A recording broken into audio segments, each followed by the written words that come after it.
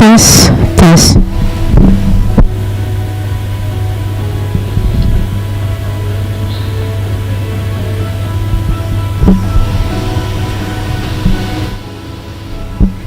Tes 1, 2, 3.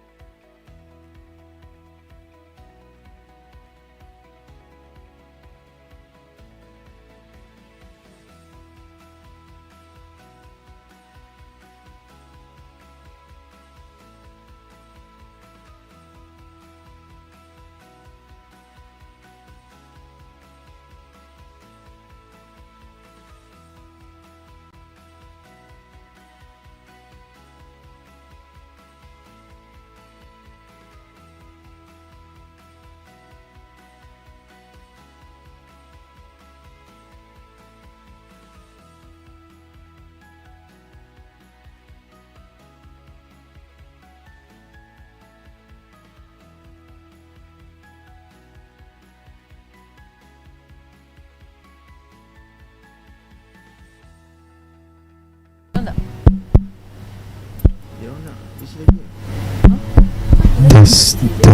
Bila tu Dr. Zati cakap dia minta kita tak ada. Tes. Pula tak ada. Tapi kita pun ada. Oh ya ke? Kita saya pergi. Nak apa-apa lagi ke? Oh tak ada. Dah okey dah.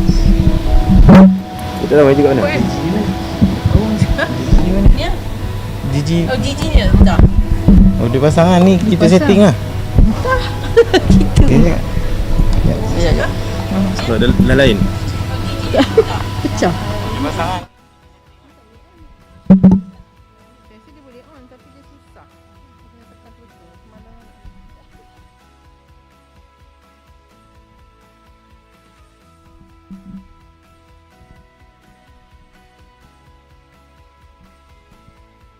Test 1 2 test 1 2 test 1 2 test 1 2 test 1 2 test 1 2 test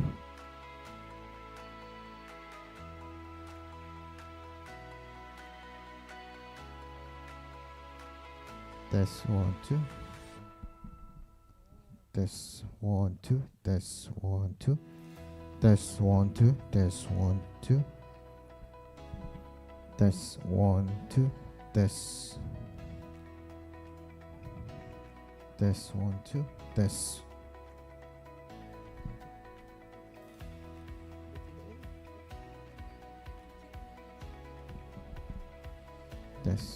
test 1 2 test 1 2 test 1 2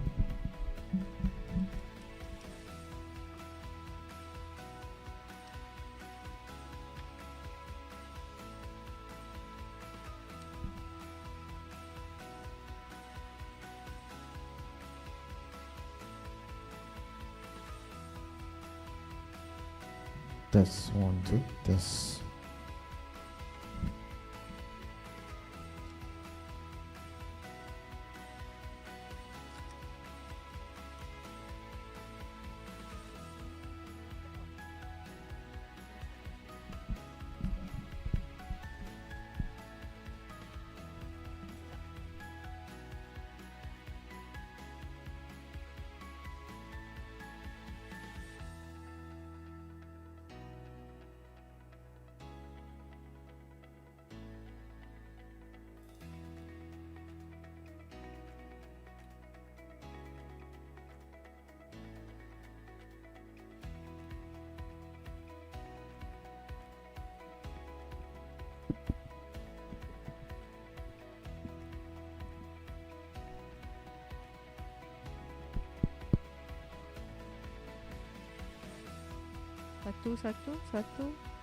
Satu, dua, tiga.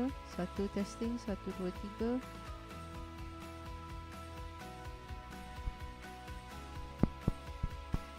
Testing 1, 2, 3. Okay.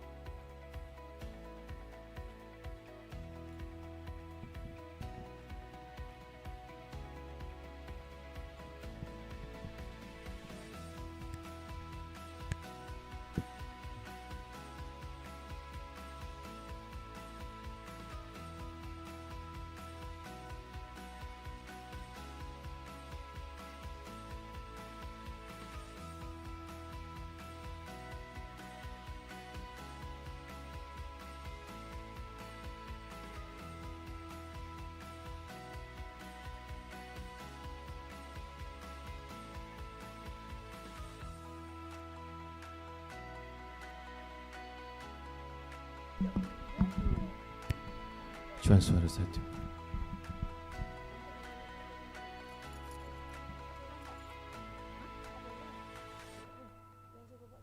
Kenapa kau buat baru? Ha, ini koreksi. Bukan koreksi, dia POSTGRADUATE. Kau punya? Ada tak?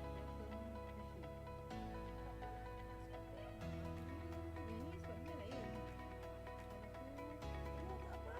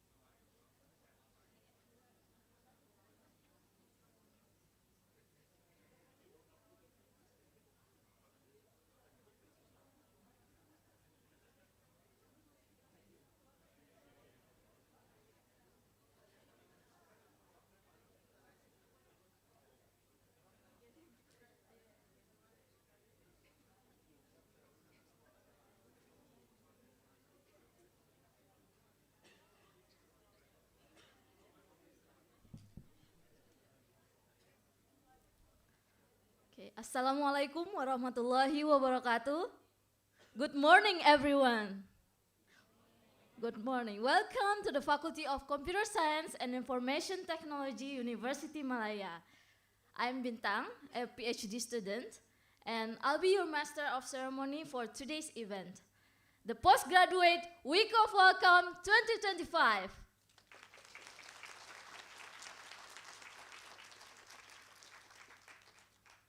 Before we begin, we kindly request everyone to switch your mobile phones to silent mode, and please also be prepared to stand for the arrival of our guest of honor and during the singing of Malaysia's national anthem and the University Malaya song. Please rise and join me in welcoming our Dean, Deputy Deans, and faculty members. Ladies and gentlemen, please remain standing for the national anthem of Malaysia and the University Malaya song.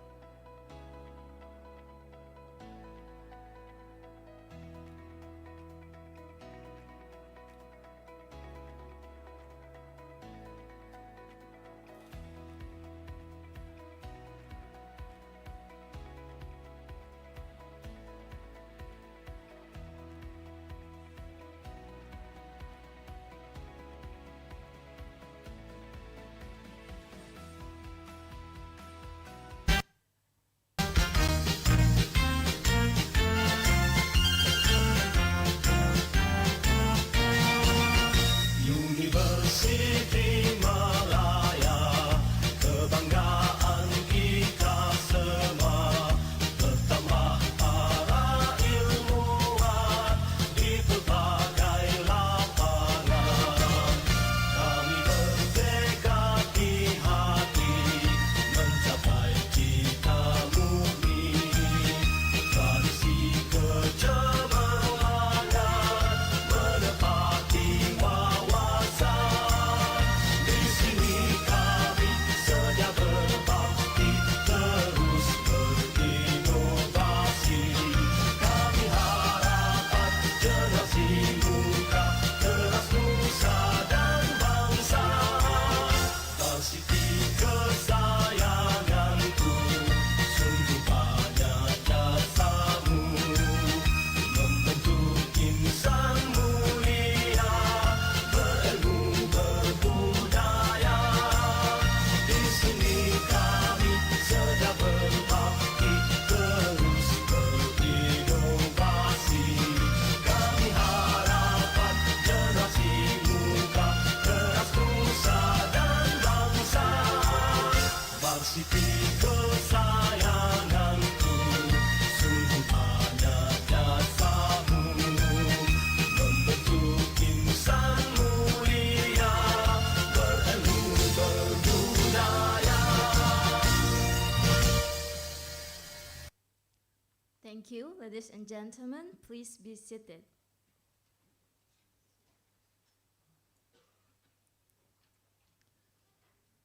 The Honorable, our Dean, Associate Professor Dr. Norisma Idris, Deputy Dean of Postgraduate, Dr. Ong Sim Ying, Deputy Dean Undergraduate, Professor Dr. Norliana Muhammad Shoaib, Deputy Dean of Research, Associate Professor Dr. Saidal Razali Abzuhri, Deputy Dean of Student Affairs, Dr. Erma Rahayu Muhammad Faisal Abdullah, Deputy Dean of Development, Professor Dr. Siti Hafiza Abdul Hamid, Faculty Manager, Heads of Department, Program Coordinators, Assistant Registrars, our esteemed faculty members, and most importantly, our new postgraduate students.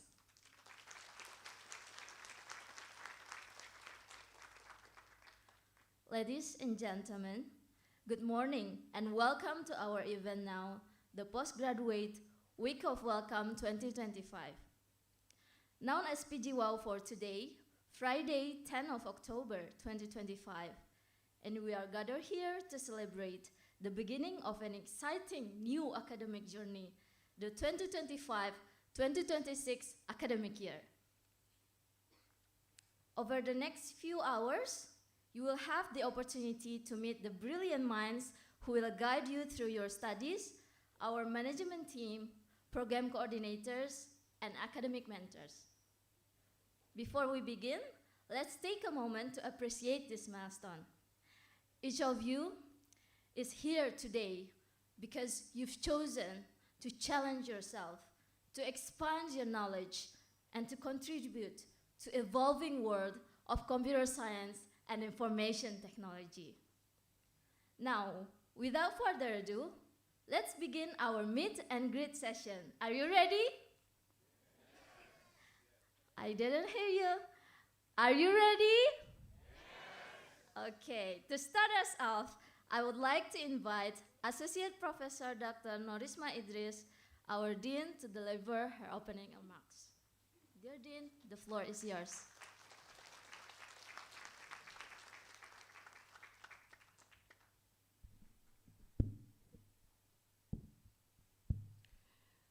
Assalamualaikum and very good morning. Selamat pagi and salam sejahtera to all of you. All right? Okay, thank you so much, Ms. Bintang. Okay, right. First of all, I would like to congratulate to all of you, all right, for being here, all right, to be our family of the Faculty of Computer Science and Information Technology. So, congratulations. So, welcome to the faculty, right? Welcome to Universiti Malaya, home of the bright, land of the brave, right? And welcome to our Faculty of Computer Science and Information Technology, right? So, we are hoping that this will be your new journey, right?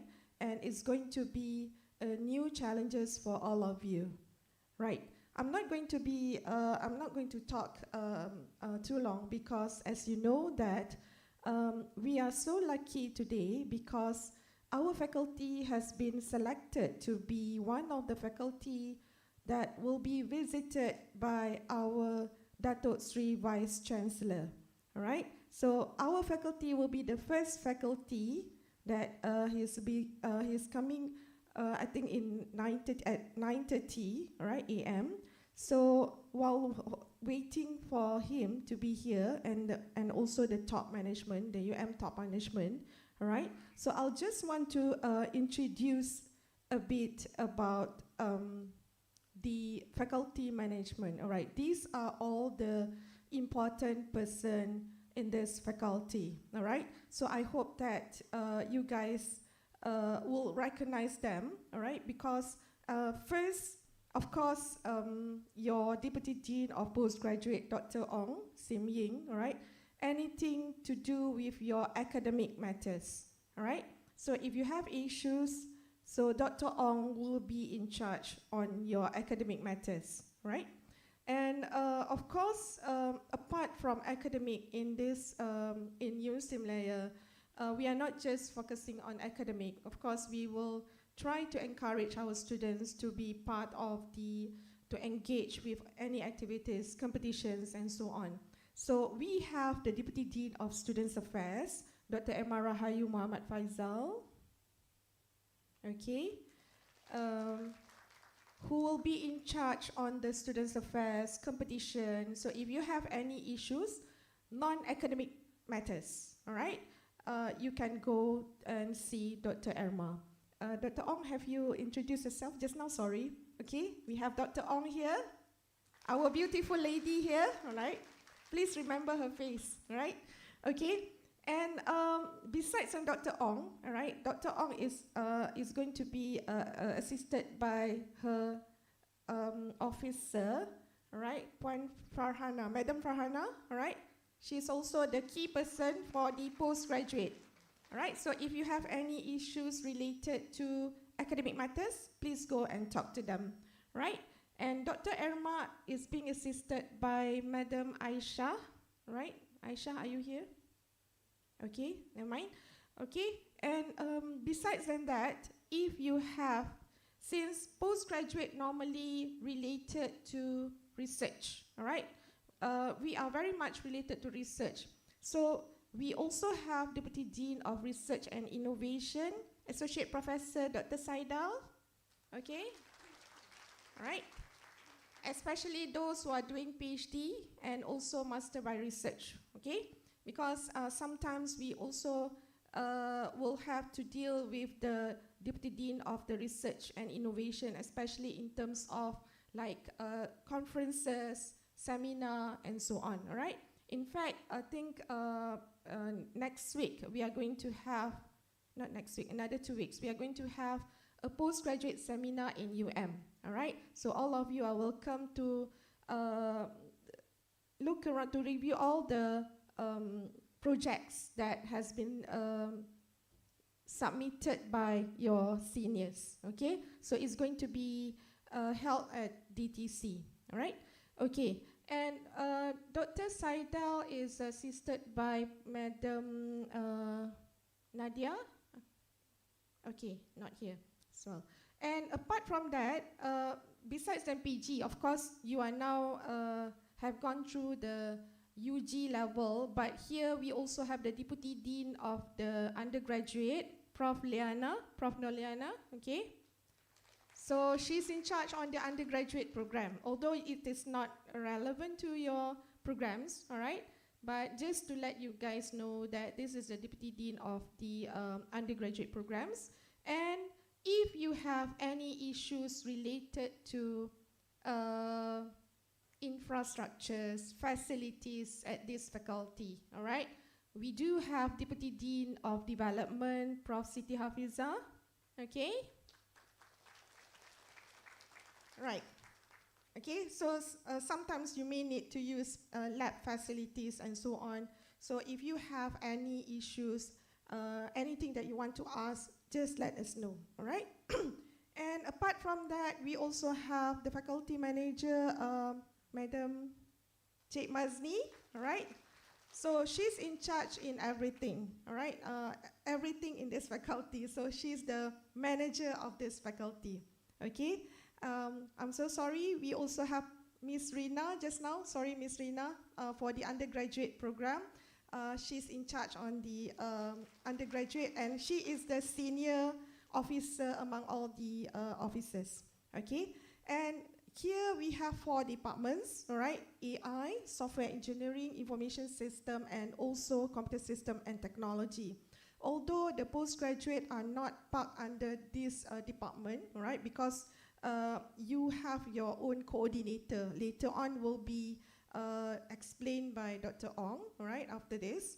But for the undergraduate, all the programs are parked under this department, all right? So we have AI department led by Dr. Shah Riza, okay? Okay, I think for the PhD, it is important because when you do your PhD, you choose your topic and also department. So Dr. Shah is in charge for the AI. So those who are doing your project under AI, Dr. Shah is here, and also the Master of AI. All right, you are going to do a lot of projects later on towards the end of your program. All right, so all the topics will be monitored by your head of department. Okay. All right. Okay, I am so sorry. I have to stop now because our honorable guest is here. Our Datuk Sri Vice Chancellor is here, and you are going to meet him in person. So I have to bring our VC Vice Chancellor into this hall. All right. So thank you so much. Okay. All right. All the best to you guys. Okay.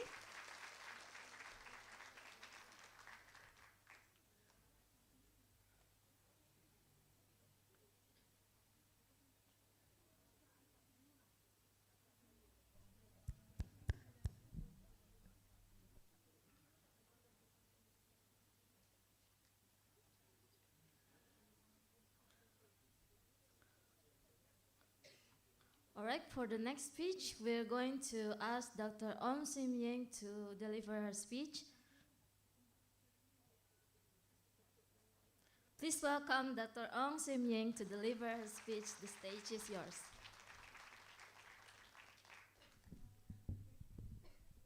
Okay, so good morning, everyone. Okay, so I'm just going to continue a bit where our dean left just now, because we still have a few of our head of departments here, so while waiting for the arrival of our vice chancellor. Okay, so good morning again. So I'm Ong. So I'm the deputy dean of the postgraduate office. So me and my office staff, we will help managing and operating the postgraduate programs and also the students. Okay, so so I think just now we actually already introduced Dr. Shah, right? Okay, so like what our dean said just now, we have 4 departments. Okay, so you know the one that is most popular right now is the AI department. So we have Dr. Shah that our dean already introduced just now. And we also have the second head of department, the head of department from the software engineering. So we have Dr. Azmiza.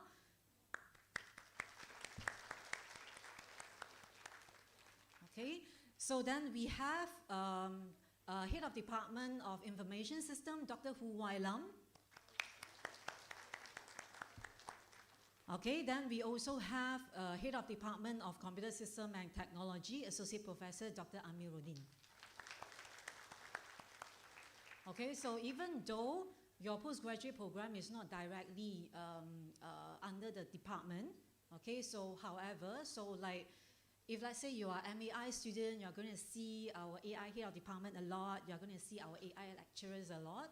If you're under MSE, Master of Software Engineering, then you will see Dr. Azmiza and the program coordinator a lot. And if let's say you are in Master of Data Science, then you will meet Dr. Hu a lot also, because he's teaching a lot of data science courses. And for Dr. Amil, Prof. Amil, their department is on the Master of Cybersecurity. Okay, so I have to pause here for a while, because now let's get ready for our Vice Chancellor. Okay, so later our MC will actually cue we all to stand up here. All right, so I'll see you all in a while. All right, ladies and gentlemen, as already mentioned before, we are truly honored today to receive a visit from our Vice Chancellor of University of Malaya. So please rise to welcome Professor Dato Sri Insinyur Dr. Nur Azwan Abu Osman.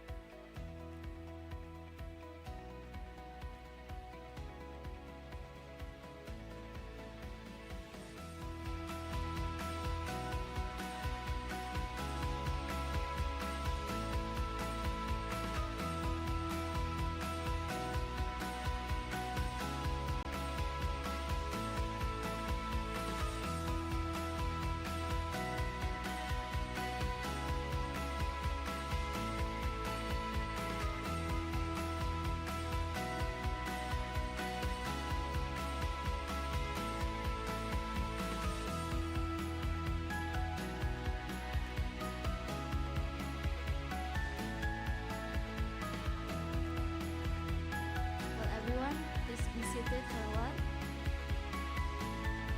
Sorry. So we'll wait for a bit to welcoming our Vice Chancellor.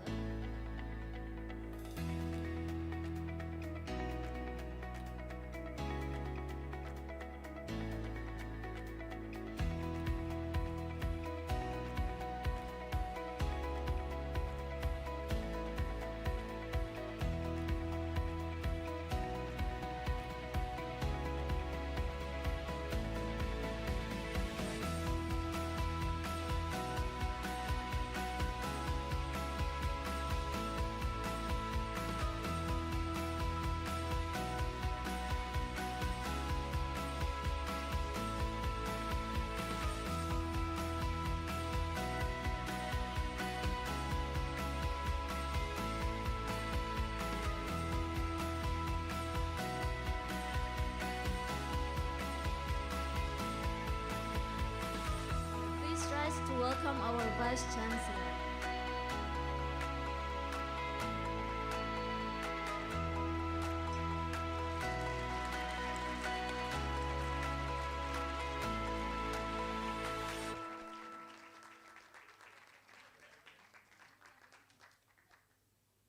Hello everyone.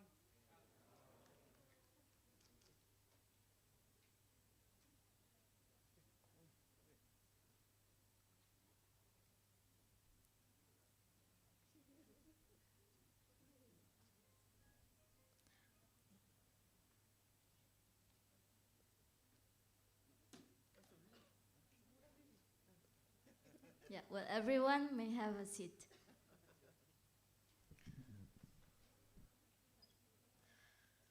Well, ladies and gentlemen, please hear from our honorable guest, Professor Dato Sri Insinyur Dr. Nur Azwan Abu Osman, for his welcoming remarks. Dato Sri, the stage is yours.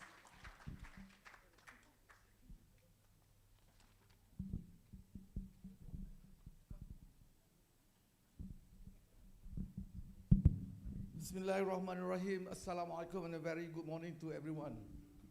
So how are you guys going on today? Right, let me just start with this. Welcome to Malaysia, welcome to Kuala Lumpur, and welcome to beautiful Universiti Malaya. Right, let me just introduce myself. My name is Azwan, I'm the Vice Chancellor of Universiti Malaya. My telephone number is 019 262 8785. Right?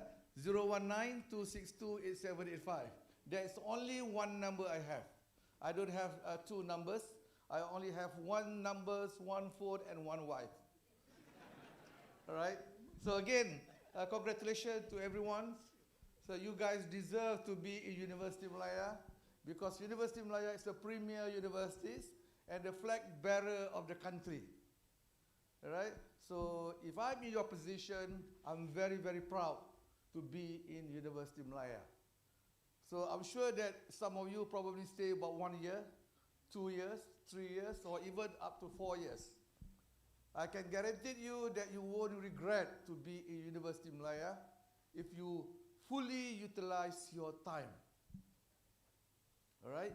The most important things, apart of study hard or study smart, enjoy your stay while you are here. You know, if I can just reverse back my life, I want to be a student. I don't want to become the Vice Chancellor. I want to become a student.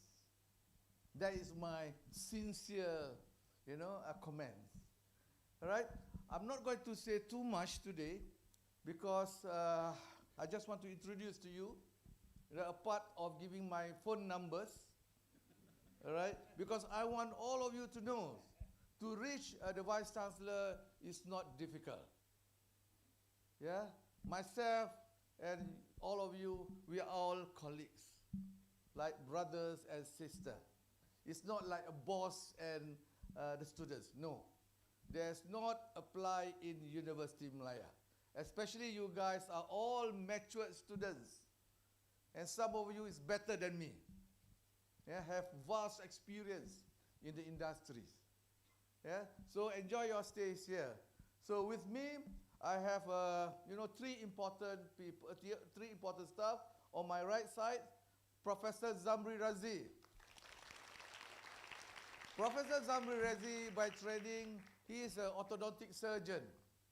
Yeah, orthodontic surgeon. Still practice. He is clinical. Yeah. So, and Professor Zamri is also Deputy Vice Chancellor of Students Affairs. Anything related to students, he is the boss. Right? I'm not the boss, but he is the boss. Okay? Thank you, Prof. And on the left side of Professor Zamri, we have one beautiful lady by the name of Professor Asniza. Yeah, Professor Asniza, by training, she is a professional pharmacist. Yeah? She's a professional pharmacist. If you want to ask any kind of medicine, all right, any kind of medicine, the best person to ask is him, is her. You know what? since I know Professor Hasniza, if I want to buy any supplement, the best person I ask is Professor Hasniza. Prof, can you advise me if this supplement is right or wrong? Yeah, right. So ask her one medicine that you want. Ask her anything. You can ask. So please ask her what. Yeah, how to lose weight. Okay. What is a medicine to lose weight? Oh, okay. Because we need to look at your clinical criteria first before I, prescribe. All right. Because so there are a few lah. One is the anti-hyperglycemia, all right. And then so depends on you. For example, Orlistat if you want, but the adverse effect, there are some adverse effects that you have to bear. So depends on your preference. So we have example, Orlistat. Thank you very much, Prof. If you want to have a special consultancy, you can go and meet her in person. All right? Professor Siza is a Deputy Vice Chancellor of Academics. Anything related to academic matters, your graduations or whatever thing, she is going to take care of it. All right? I mean, say for example, you want to extend your studies, you want to somehow, put a proposal defense, she is the one who's going to give an authorization. Yeah? Right. On my right side, another gentleman, Professor Kaharudin Dimyati. He is by training, is a professional engineer. Yes, professional engineer in electrical engineering, specialized in telco, in telecommunications. On the 3G, 4G, 5G or 6G, he's the man. All right? So, in Malaysia, the development of 5Gs, a part of other thing, he is also the man behind all those things. All right? Professor Kahamdil Dijati.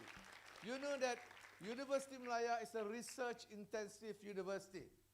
Yeah? Research-intensive university, meaning that, right? I mean, you don't have a choice. You don't have a choice. The end of your studies for PhD, you need to get Q1 paper published, right? I'm not saying the Q1 or Q2? Q1 or Q2, all right? Any Q, oh dear. You see, your this is very nice.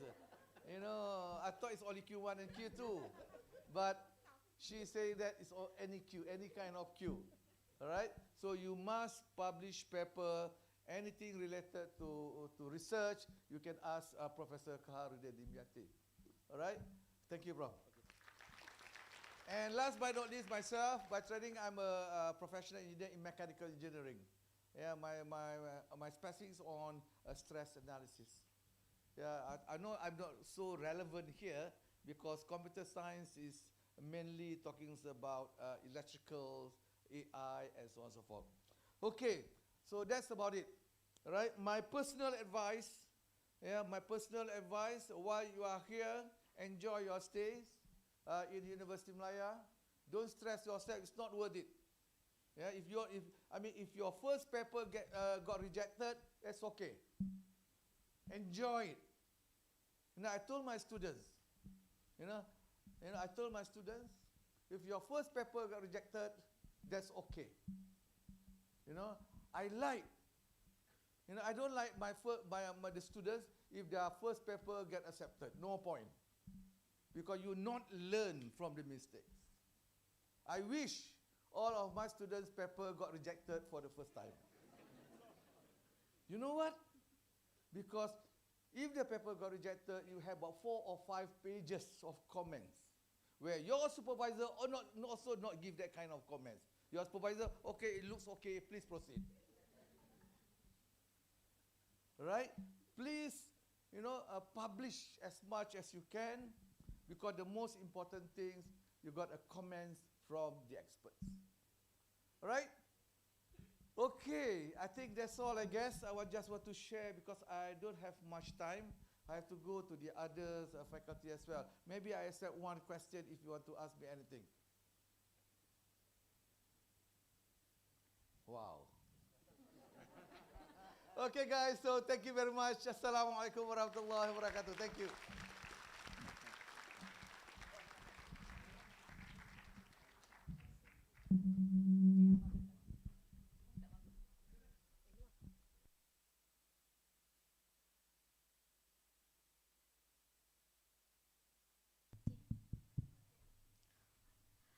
Okay, thank you, Vice Chancellor, for a very, very truly inspiring speech. And it's truly heartfelt. We're really happy to meet you today for today's event. And ladies and gentlemen, let's once again give a warm round of applause for our Vice Chancellor and the professors here.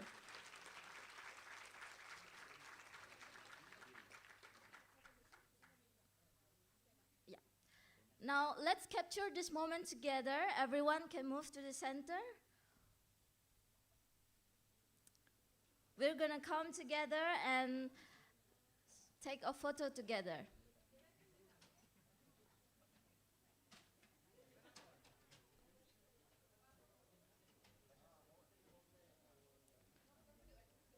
All right, everyone, show your smile.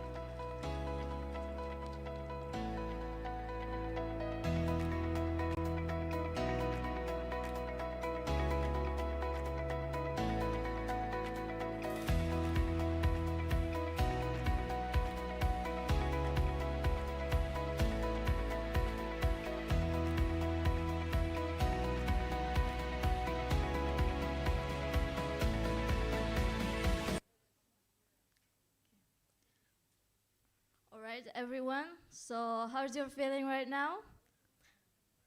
For me, I'm actually really glad to meet each of us right now because we are proud to be a student. Okay, thank you for joining the photo session now. So, for now, ladies and gentlemen, we will hear next for Dr. Sim Ying to continue her speech. Dr. The stage is yours.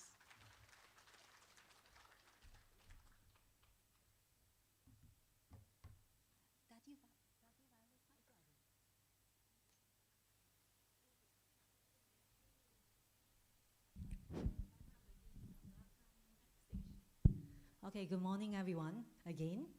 Okay, so now all the management has left, so it's only us.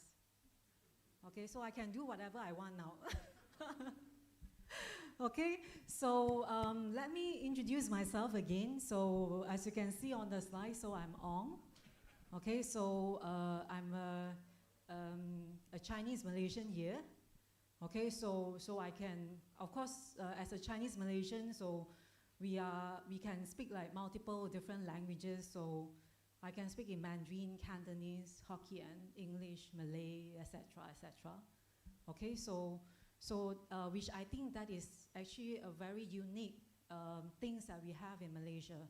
Okay, because Malaysia always we have multicultural, multi types of food. So we have consideration and toleration with each other. So as what we say, what our Vice Chancellor said just now, so all of you here are mature adult. So there is no like, I'm on top and then you are at the bottom, because all of you are adult, all our lecturers are adult. So all of us are like a big family here in our faculty.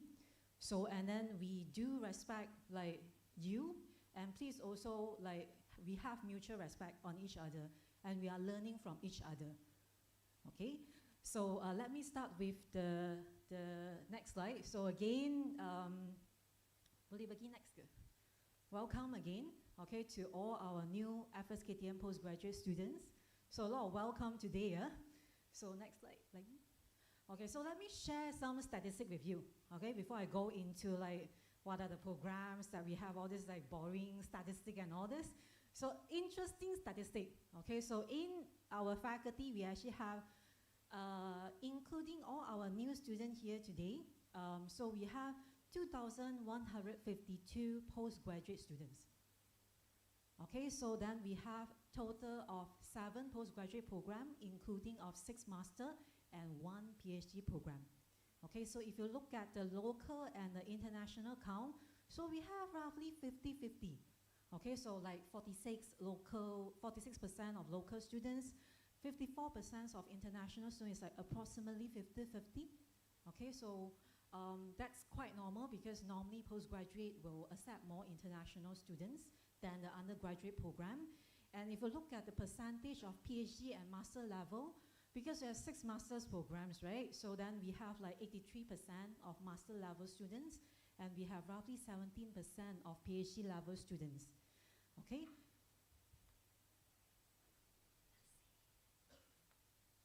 Okay, so and all of these 2,000 plus students are handled under our postgraduate office. Okay, so we have 1 deputy dean here, so I'm only 1 person, deputy dean. And we are assisted by our office staff. So we have 1 assistant registrar. We have Madam Fahana that our dean has introduced just now. And we have 1 office secretary, 4 administrative assistants, which I will introduce later. And from the program management perspective, we have 1 PhD program coordinator and 5 master program coordinators. Okay, so these are the manpower that we have. Okay, to take care of 2,000 plus students.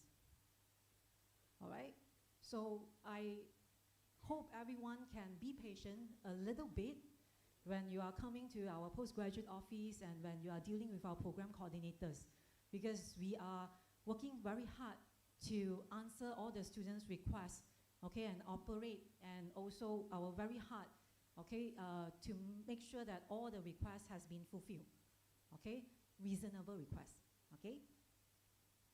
So, so as what I said, you already know me, so I'm Ong. You already know my assistant registrar, Madam Fahana.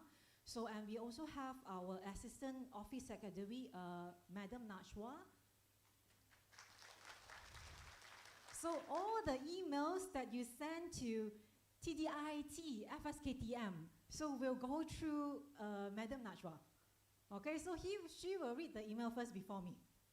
Okay, so and all your letters and everything, so will be go through the hand of Madam Najwa. Then we have our program coordinators. Anyone here from PhD, doing PhD? PhD students, anyone? Oh, okay, PhD student 1. Okay, and we also have many others that probably not coming here yet, okay, because we have like quite a lot in the registration list. We actually have 500 new students, but here we only have 150 today. Okay, so for PhD students, remember your coordinator. We have Prof. Dr. Paul E. Okay, so that will be your PhD program coordinator. Anyone for Master of Computer Science by Research and Master of Computer Science by Applied Computing. Master of Computer Science. Okay, so Master of Computer Science, we have a few here, few there. So your program coordinator, Dr. Brian Raj. Okay, anyone here, Master of Software Engineering? Master of Software Engineering. Okay, so we have few students here and there. So your coordinator, Dr. Hema Subramaniam. Okay, Master of CyberSec. Master of Cyber Security. Okay, so we have like around 30 to 40 students this year, and your program coordinator is Associate Professor Dr. Rosli. Okay, so please recognize their face, yeah, because you're going to deal with them a lot, all right? So then anyone from MAI, Master of Artificial Intelligence. Okay, all right. So your coordinator, Dr. Saw Sheni. Dr. Lim not here, right? Chikao. Okay. All right. So, and we have the last program, Master in Data Science. Anyone? Master in Data Science. Ooh. Okay, so remember your coordinator, TS Dr. Muhammad Sharul Nizam. Okay, and another important thing is that how do you approach them? So take a snapshot on the email address.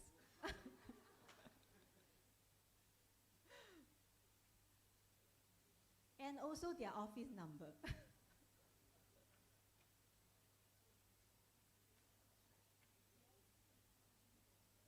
Okay, done? But it's okay, you will find the information on the website, no worries. All right, so then apart from our program coordinators that actually help us in the program management, we also have our administrative assistant. They are very, very important because if you go to the counter, any letter, any monitoring, all of these are done by our administrative staff. Okay, so for PhD and Master of Cybersecurity, we have Madam Juliana. So if you go to the counter, if you have any questions on PhD, Master Cybersec, please look for Madam Juliana. Okay, so for Master of Data Science, Master of Artificial Intelligence, we have Madam Noor Kusharina. So she's one of our best staff of the year, Ken. All right, and then we have Master of Computer Science, Applied Computing, Master of Software Engineering. Both mixed mode program are under Madam Rohani. A very tiny but powerful lady. Okay, she basically like helping you with graduation, helping you with chasing the W Dean for all the letters and everything, arranging all your proposal defense and candidature defense as Madam Rohani. Okay, then lastly we have Master of Computer Science by Research, and all the other postgraduate academic matters are handled by Madam Noor Hayati. Okay, very important. If you want to claim anything, you know, that will be under Madam Noor Hayati. All right. So remember their email as well. But if you do not have, if you did not capture by today, you can actually get all this information from our FSKTM website. Okay. So which program that you are in? So I'm not going to repeat that because just now you already raised your hand on the programs that you are in. I think most importantly, what to remember? Your minimum and maximum semester. Okay, so why this is very important?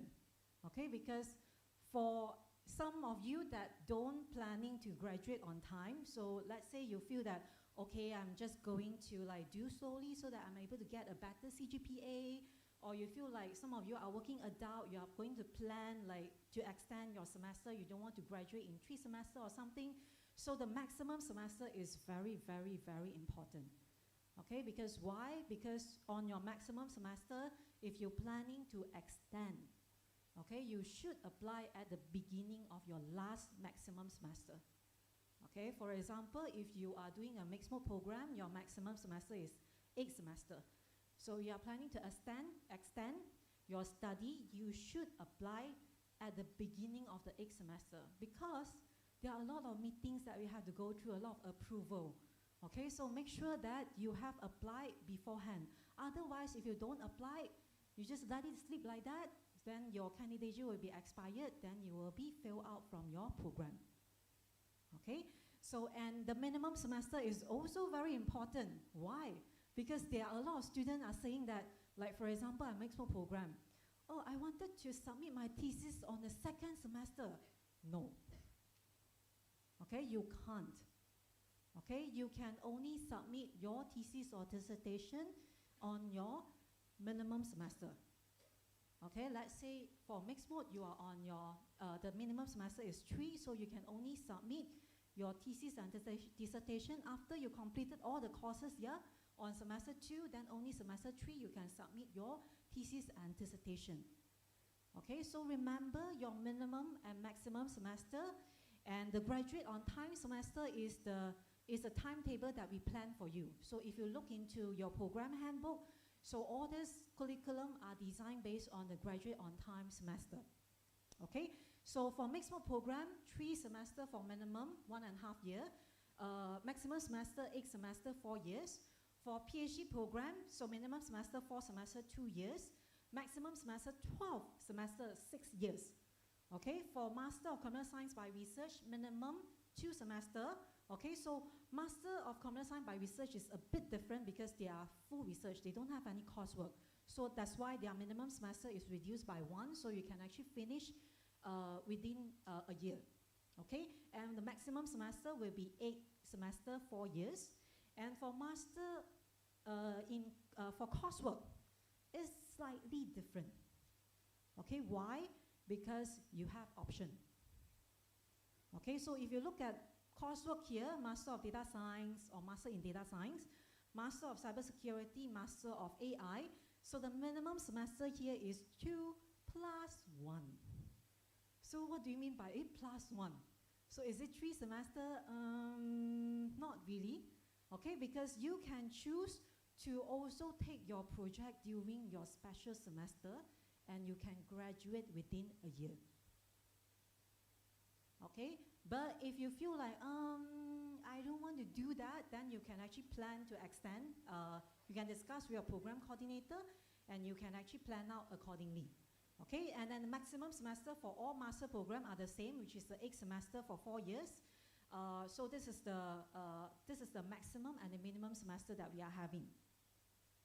Okay, so what is the candidature requirement? So how you graduate? So what is the criteria for graduation?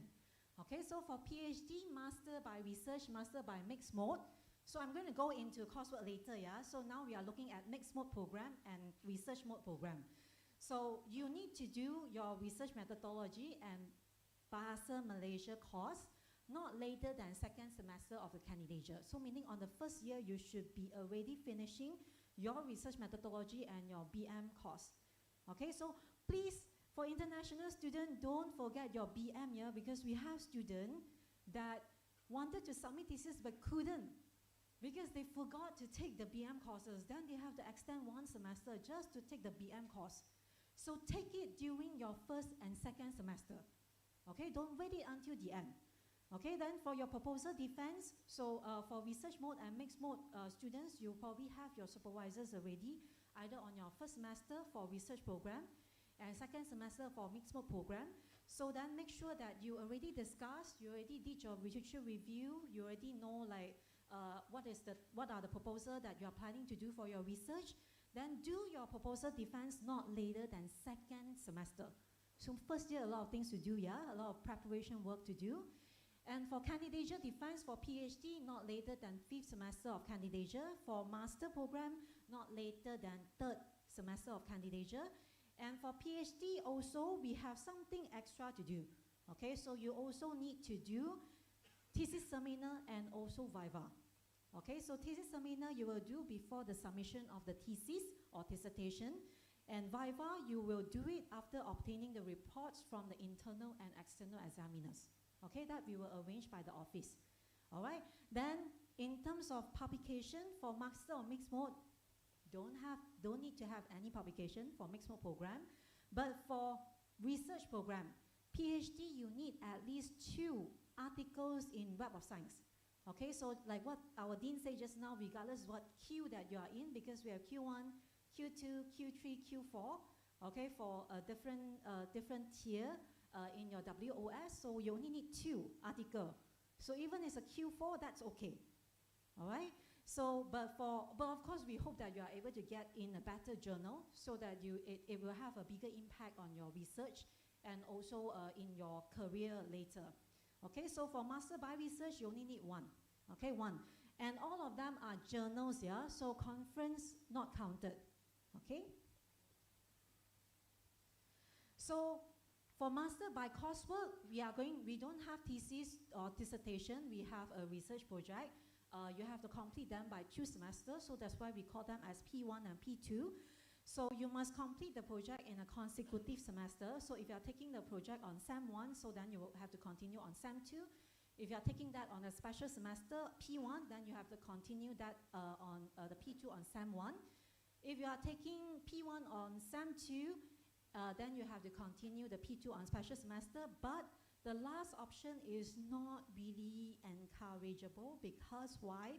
Because normally students will need to have more time when they are doing their P2.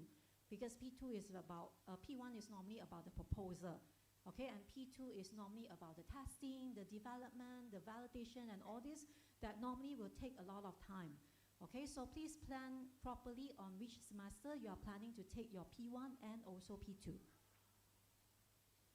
Okay, and another very important thing that we have to mention here in UM, okay, so for master and PhD program, so if you wanted to pass your course, the passing mark is 65 and above.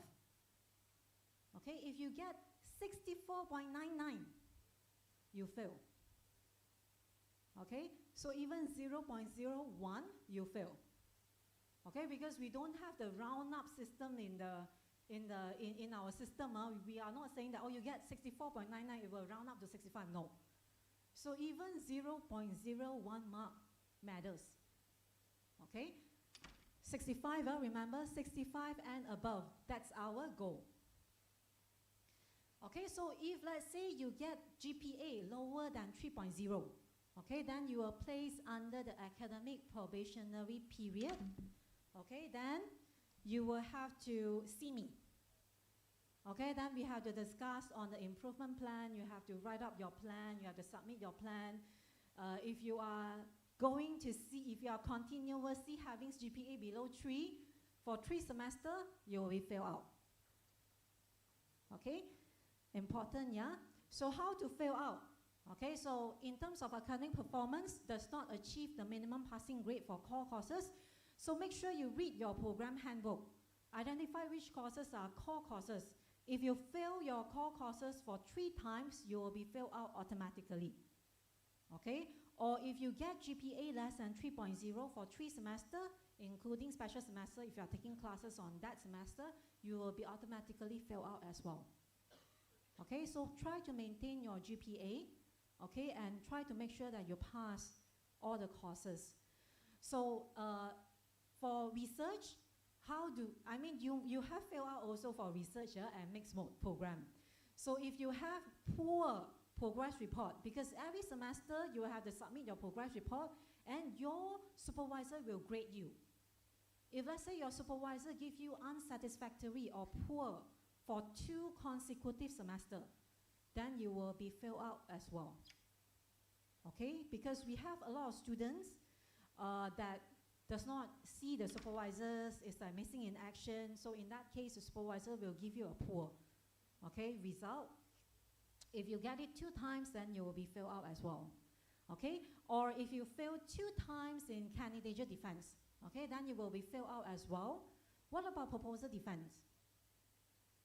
So proposal defense, for now, our policy is that you can do it unlimited times. But don't do it unlimited times, okay? Try to pass in 1 time. Okay, try to pass in 1 time. For candidate defense, you only have 2 chances. Okay, not 3, 2 chances. You fail 2 times and you fail out. So, or you fail in the examination of dissertation or thesis, or you plagiarize. Okay, that will fail out as well.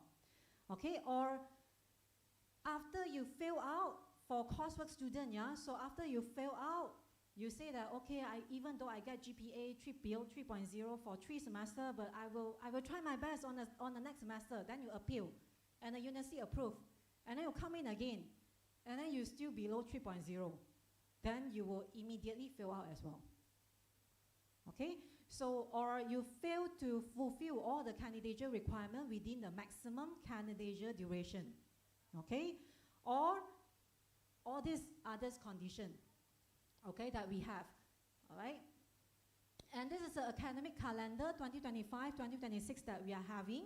Okay, so currently we are actually in the orientation week, and then next week we're going to start our lecture.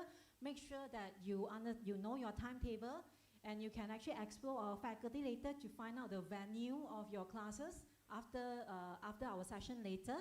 Okay, so to make sure that you go to the classes, all right? So what are the important dates? Okay, the important dates are the registration. Okay, because if you do not register, do not activate your registration. Okay, for two times, right? 2 times you will be 2 times. Do not activate the registration for 2 times, you will be failed out as well. So many failed out today. All right, so that's why it's important. Every semester, before the beginning of the semester, you will be given a timetable like this. Okay, so we will be sent all the announcements through our portal, through email mailing list in Maya and everything. So you will get the module registration deadline. So make sure that you register and pay your fees before the deadline. Okay, and activate. Okay, otherwise you will be failed out. Okay, after 2 attempts. Okay, so reminder, register your courses according to our schedule. So where to find your schedule? You can actually find it on our website. So go to the student tab, postgraduate class timetable, and then you will see this class timetable there, and you will find out all the class information online. Okay, so all the important announcement from the faculty will be done through this mailing list. So we will put you automatically in the mailing list based on the registered student. So if let's say you couldn't, your friend received email, but you didn't, okay, please send an email to our office secretary. Okay, then she will put you into the mailing list. Okay, so check your email regularly, your SISWA mail, okay, so that you don't miss out any important emails. So latest update, check your email. You can also check in Maya. The learning materials, you will find it in a spectrum. And also for other information, you can look at FSKTM website, student postgraduate session. So what else to get you started? Okay, so you can join yourself, okay, in our Telegram. So all the announcement will be made there. So if any one of you has Telegram, search for FSKTM postgraduate channel. So join yourself into that channel because we will put in all the important announcement notices via Telegram. Okay, so you can also look for our online orientation briefing. Last month, right? Last month we had our online orientation briefing and all the program briefing. So if you wanted to know like how is the timetable, what is the candidate requirement, details of that, you can actually refer to this particular link that we are having here. So we have a whole folder there that have all our recording. Okay, you can actually refer to that. And please also read the rules and regulations. So master have master rules and regulation. PhD have PhD rules and regulation. Read the guideline, read the ethics code, program handbook to get you started. Okay, understand all the candidature requirement, how to extend, you know, what is the minimum, maximum, all this information are in all this document. And at the same time, if any one of you has Instagram, so you can join our FSKTM Instagram. So just search FSKTM_UM. For student affair, if any one of you interested in mobility, okay, and other clubs and society activities, okay, or any support from our faculty, so please refer to HAP_FSKTM. And also please, we have a postgraduate club in our FSKTM, so you can also join PG_club_FSKTM. Okay, so for other supports provided by our office, including a conference funding, so this is only applicable for research and mixed mode programs, so you can apply a conference funding to go present in international and local conference. Okay, then we also have provide funding for article processing charge for research program, master by research, PhD by research, and we also have level and faculty level presentation and symposium. Okay, so the one that our dean said just now is going to held in our hall, in our very big hall, grand hall, from 22nd to 23rd of October. So you can go and have a look what other students has done in their project. So we have total 100 plus project that is going to display there from our faculty. Okay, so and it's free. Okay, it's free for student to join. Okay, so including coursework and mixed mode students. Okay, so then we also have short-term and long-term mobility. Our student can actually go and do research attachment in Kyoto University, in Taiwan, in some other university. We have all this information available. And we also have various activity, workshops, seminar talk, and etc. that we will be announced from time to that time using our Telegram and also via the email. Okay, so make sure that you join our Telegram channel and also check your email regularly. Okay, so these are the photos of our activities that we are having. This is the teaching and learning facilities, other facilities, and that's all that we have. So for Q&A session, we will leave it until the end of the event. Okay, thank you very much, everyone.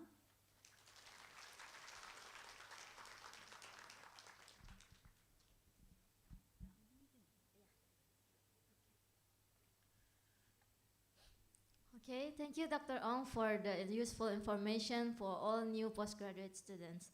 So next, we will hear from our President of Postgraduate Club, Miss Nurul Fatin Fatini Zulkifli. Miss Fatin, the stage is yours.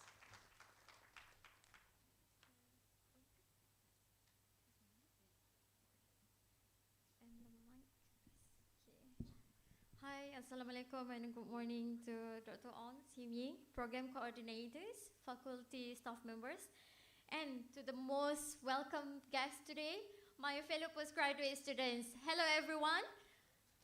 I am Fatin, PhD candidate from Department of Information Systems. Okay, today I'm standing here to share about our postgraduate club from FSKTM.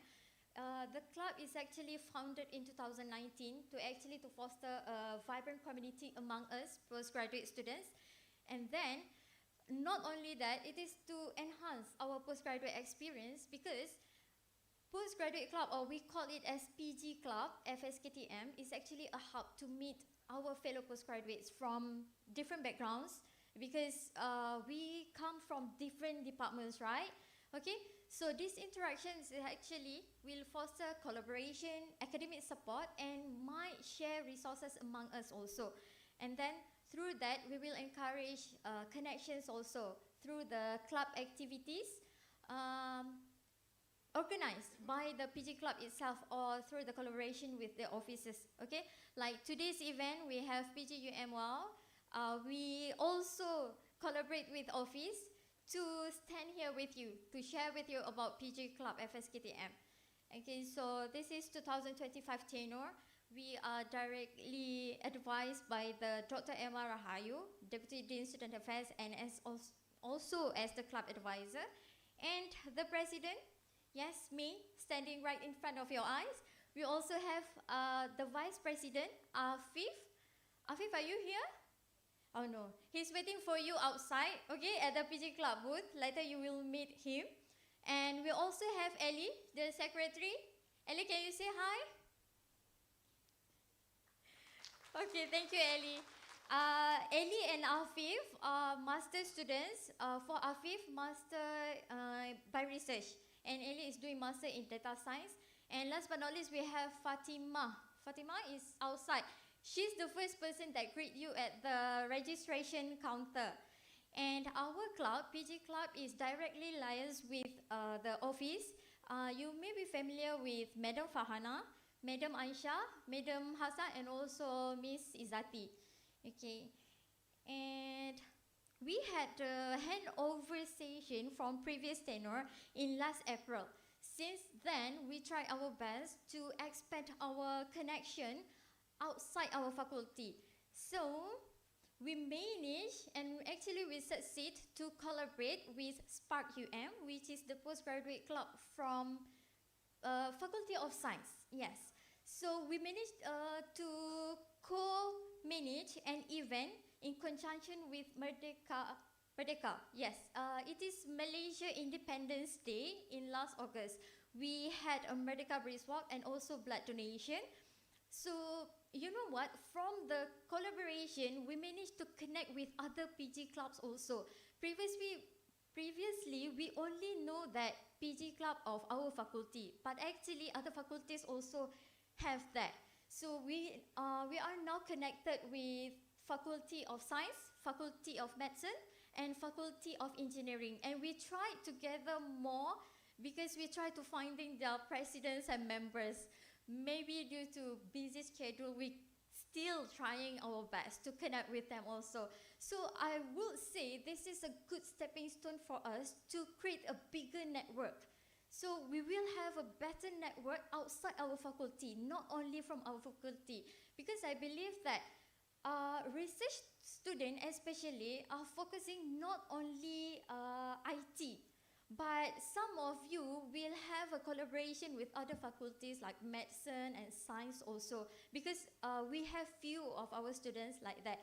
They also have co-supervisors from other faculties. So this is a very good stepping stone for us, and I hope this will be a positive impact on our future endeavors, okay? And in November, we planned to have a sharing session with you guys as a newcomers, okay, on research tools that will be very helpful for your research later on, which is reference manager and also Turnitin. Turnitin is actually plagiarism checker, and also for the reference manager, we will share how to use EndNote. This is actually organized by PG Club itself, because we know that it's very hard for you to handle hundreds or maybe more than hundreds of references. So reference manager is very important before you start doing your work, okay?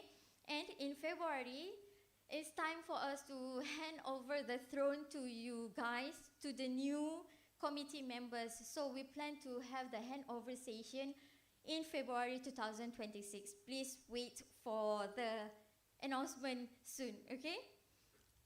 And you know what? I am happy to share with you guys about high performance computer. University Malaya has HPC, and the service is free for all students in University Malaya. You can use this if you have a research project that requires solving complex problems. Okay, you may scan the code on the screen to find more about it. Or you may visit our booth later on, because we also have users, HPC users later on. This is very important and very helpful for us who always use computers, and we need more, we need more resources like this, okay? Please scan, or you may directly go to our booth later on.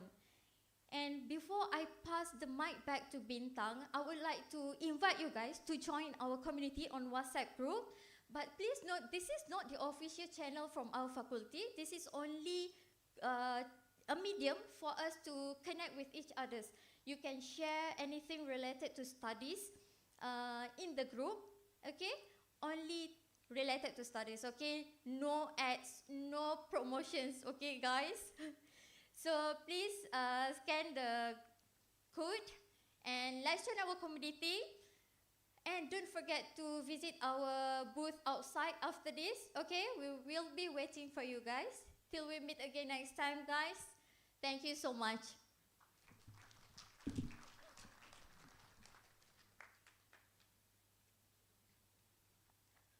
All right, thank you, Ms. Fatin. Let's give another round of applause for Ms. Fatin as the president of Postgraduate Club. So for now, we'll continue with a briefing session from the Visa Unit of University Malaya. Please welcome Mr. Muhammad Firdaus Mahzan. Mr. Firdaus, the stage is yours.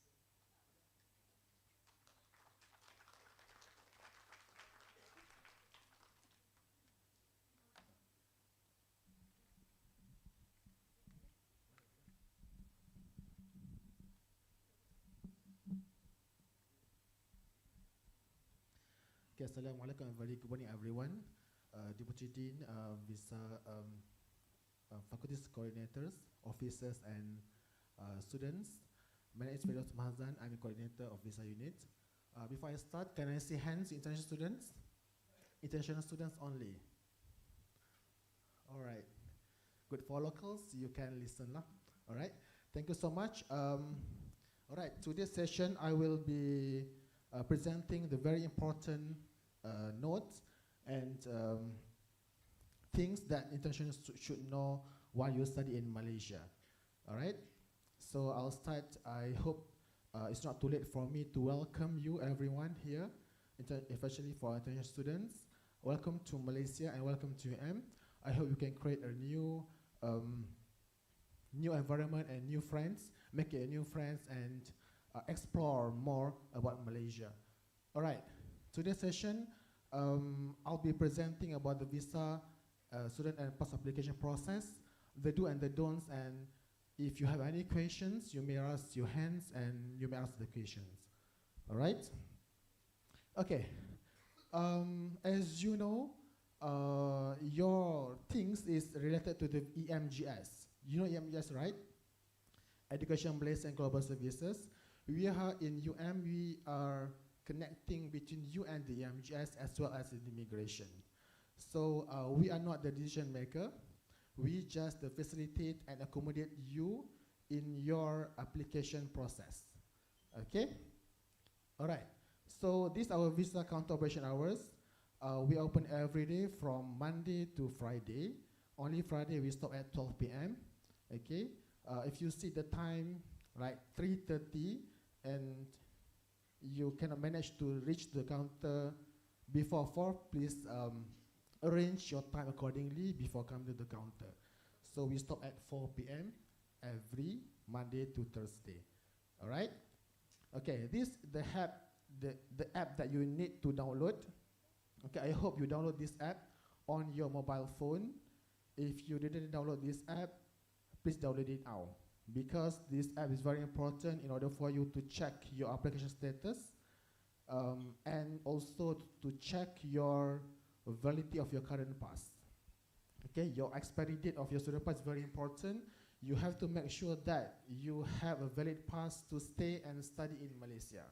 All right, if you don't have the valid pass, perhaps you will overstay and might cause you problems in the future. All right, okay. I think you have done these steps. Technically we have 7 steps to go through. I think you have done this at 70%. Everyone is 70%, right? 70 or 80%.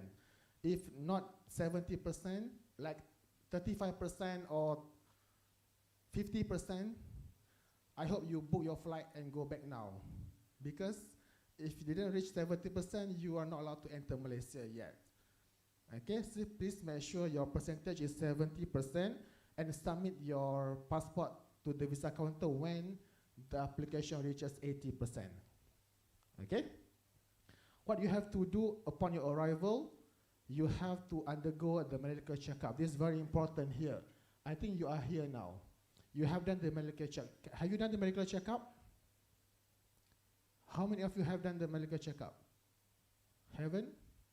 Okay. Now I assume that your application is 80% now, right? So you have submitted your passport at the visa counter, and you have to wait until 100%, then only you can clear your passport. So the whole process will take around 2 to 3 weeks, 14 days to 21 working days. All right? If you have something your passport, please do not make any travel plan to travel overseas. So please wait until you get your passport in hand. All right. So these are the documents required for passport submission. I think you have done this. Okay, upon collecting your passport, you need to collect your iCard. This is the iCard. You can collect your iCard 2 weeks after you collect your passport. Okay, do not forget to collect this iCard. This iCard is very important because you can keep your passport at home. All right, you can bring this iCard everywhere because the iCard is like identity card for international students. Other than that, you need to collect also the insurance card. Don't forget to collect this card at the visa counter along with your iCard. Okay, if you wish to seek any treatment or visit the clinics, you can use the card to get your treatment at the clinic or outside. Okay, you can check the partner clinics on our website. You can check the hundreds clinics all around Malaysia. All right. Okay, next. This is very important. You have to renew your student pass every year. Okay, make sure you have these documents along upon submission your renewal. I want to highlight this one. Okay, please make sure your status is active. Okay, every semester you have to be active in order for you to renew your student pass. If you withdraw from the semester, please make sure that you will active the next semester. Okay, and also progress report and academic result. You have to make sure that your progress report is evaluated by your supervisor. Please remind your supervisor, perhaps your supervisor is very busy. So please remind them regularly every semester to evaluate you. If your progress report is not satisfactory, you might need to go back to your home country. Okay? Because it's very important, mandatory requirement for student pass renewal. Please make sure your progress report is satisfactory. If unsatisfactory, you need to get Prof. Ong's signature to support you, the supporting letter. Okay, otherwise, your student pass will be rejected. Okay, will not be supported by the immigration. For coursework students, you need to maintain the CGPA. If for immigration procedure, the CGPA is 2.0. Okay, if less than that, you are not allowed to renew your student pass. Even though our university requirement is 3.0, but for the immigration is 2.0. Okay. All right, you need to submit the renewal 3 months before expiry date. Do not submit last minute. Okay, you have to submit 3 months before your student pass expiry date. Please set a reminder on your mobile phone. Check your pass expiry date regularly to ensure that you have a valid pass to stay. All right. Some of you might get more than 1 year student pass, means that 2 years or 3 years. For those who get more than 1 year, you need to renew your I-card. Okay, we call it one-off student pass. Okay, even though you get more than 1 year student pass, you still need to renew your I-card and insurance. So the requirements are still same. Okay, you need to submit the application 3 months before expiry date of your I-card. All right, dependent pass. For postgraduate students, you can bring your family members to Malaysia with you. Who is dependent? Who is dependent? Here, your spouse, you can bring your wife or husband, your parents and your kids to Malaysia. But I advise you not to bring them, because if you bring them, you're not study, you're not focus. All right. So, but if you want to bring them, yes, we allow you to do so. You can bring them, but the requirement is quite strict. You have to have this money. 10K average, you have to provide the bank statement. Average 3 months is 10K.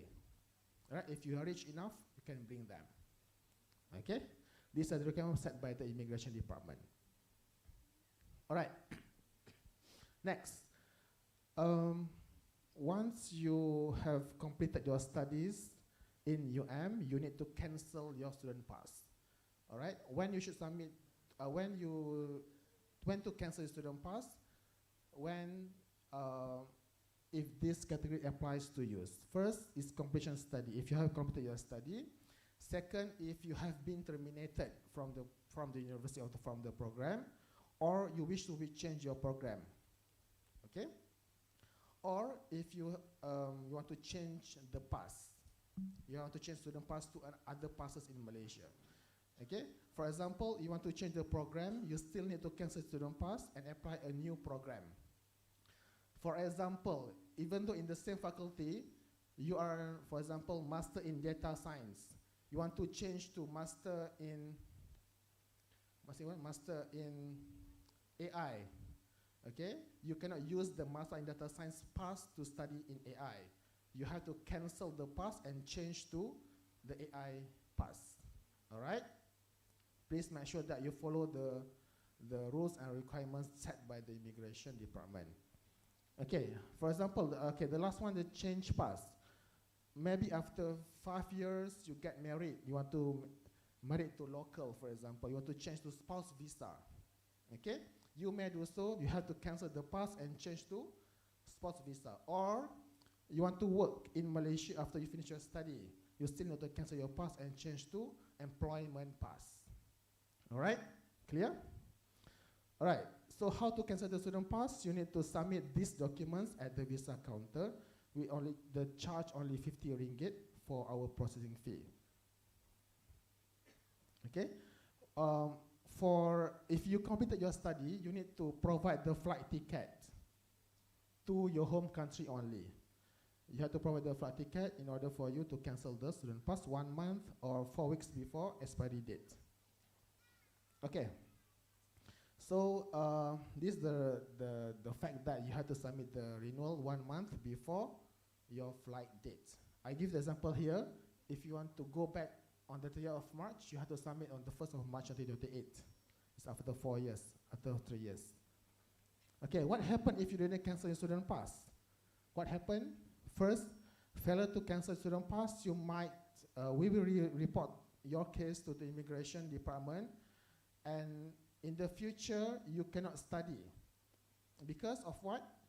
Because you have an active pass in UM. You have an active pass, you have to cancel. If you cannot cancel, you cannot continue your study.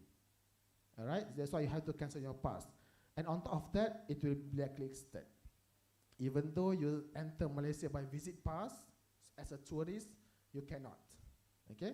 Because you enter Malaysia in a proper way, you have to cancel your student pass in a proper way also, to check out from this country in a proper way.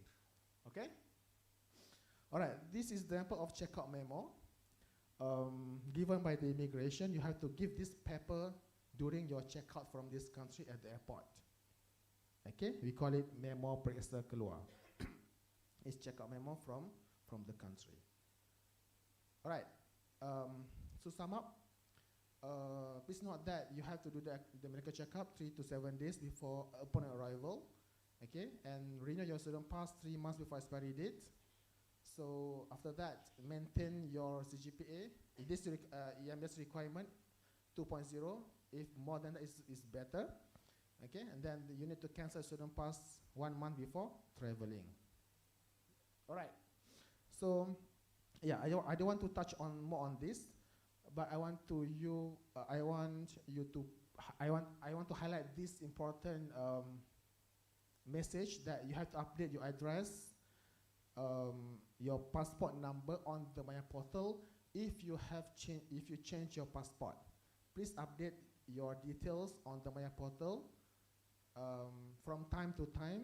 Especially if you have a new passport, you have to update on the Maya portal. Okay. And also, yeah, adhere to UM dress code. Please wear in proper way. Do not wear shorts. Do not wear skirts when you come to the office.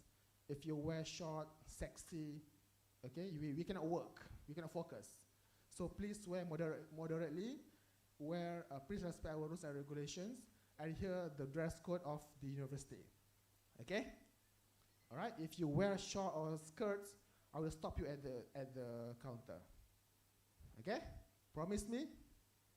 All right? Okay. So the don'ts, I don't want to highlight this. I just want to highlight this, the last one. Okay?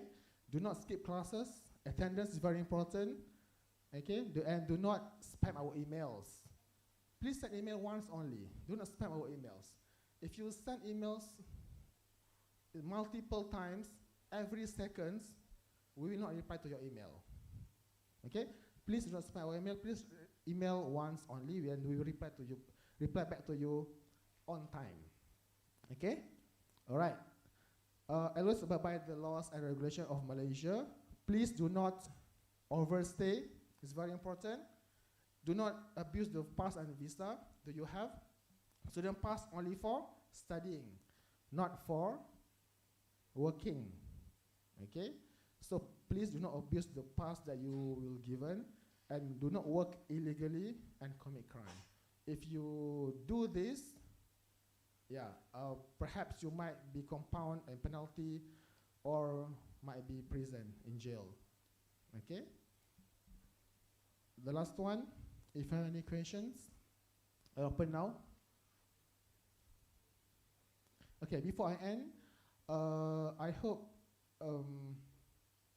if you have any questions or any problems or any issues related to the visa matters, do not refer to anyone else except for visa unit only. I know you have seniors, you have your supervisors, you have your friends, to refer to, but do not refer to them. Please refer to us only. Okay, because sometimes the policy or the information might be changed from time to time. So perhaps their experience is different than you. So do not refer to them. Only refer to visa unit at University Malaya. Okay? Thank you so much. If you have any questions, you can contact us to this email. Okay? If this email didn't reply you, then only you can reply to my email. Okay? I put my face here. It's handsome, right? So please contact me if you have any question or any issues related to your visa. I'm here to assist you and to help you as best as we could. All right? Thank you so much.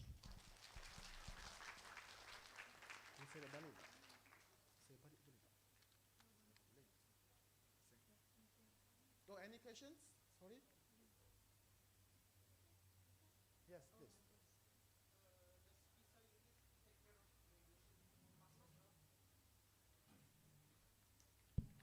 Okay, we don't take care of the graduation pass, but in order to get the graduate pass, you need to have the letter of good conduct for China and India nationals.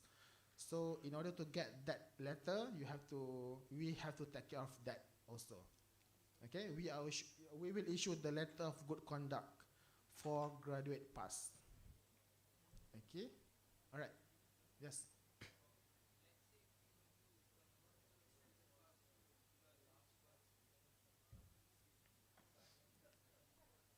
Yeah, I dengar. Okay, the question is if you want to convert your student pass to the employment pass, is it you need to go back to your country or not, right? The question is, all right, no need to go back if you have the approval from the employment pass. If you didn't get the approval from the employment pass, you need to leave the country. So first, please apply for the employment pass, and then after you get the approval, then only you can convert. Without the approval from the employment pass, you cannot convert. You need to leave the country and re-enter Malaysia, then you get your employment pass. Okay? Right. Other than that, yes.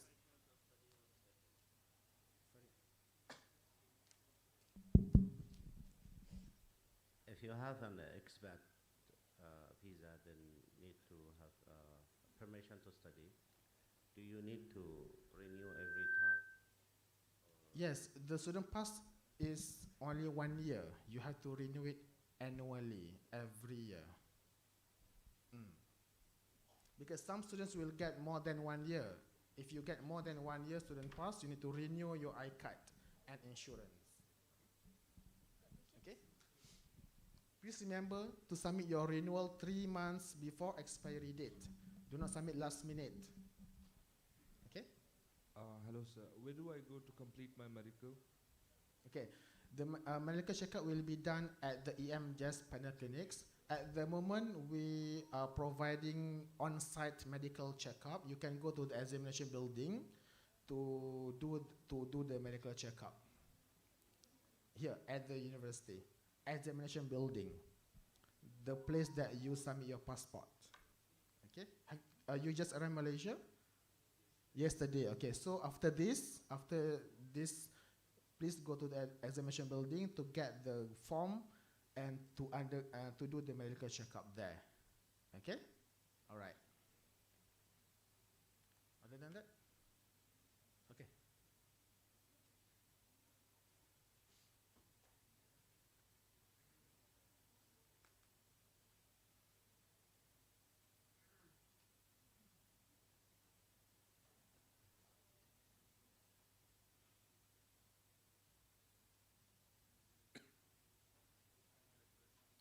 Yes.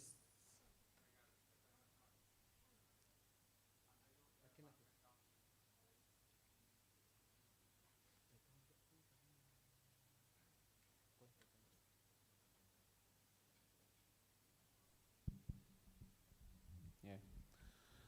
I have a question regarding dependent pass, especially 3 months bank statement. I have no bank account in Malaysia as I don't get my sticker yet. So I have to wait 3 months to get this certificate or what? Okay. For new dependent application, we accept 1 month bank statement, but make sure that you have 30,000 ringgit in your account. When you open the account, you have to deposit 30K because the average 3 months is 10K. So if you open the account, you have to deposit 30K, 30,000 ringgit. Okay, because we look at the average for 3 months. If less than 3 months, you have to deposit more than that, more than 10K. Because the average for 3 months. Okay, thank you. But you have to have the student pass endorsed in your passport first, then only you can apply for the dependent pass. Then only you can bring your family to Malaysia. Because you can enter together with your family at the first place, at the first time. Okay? Yeah. All right.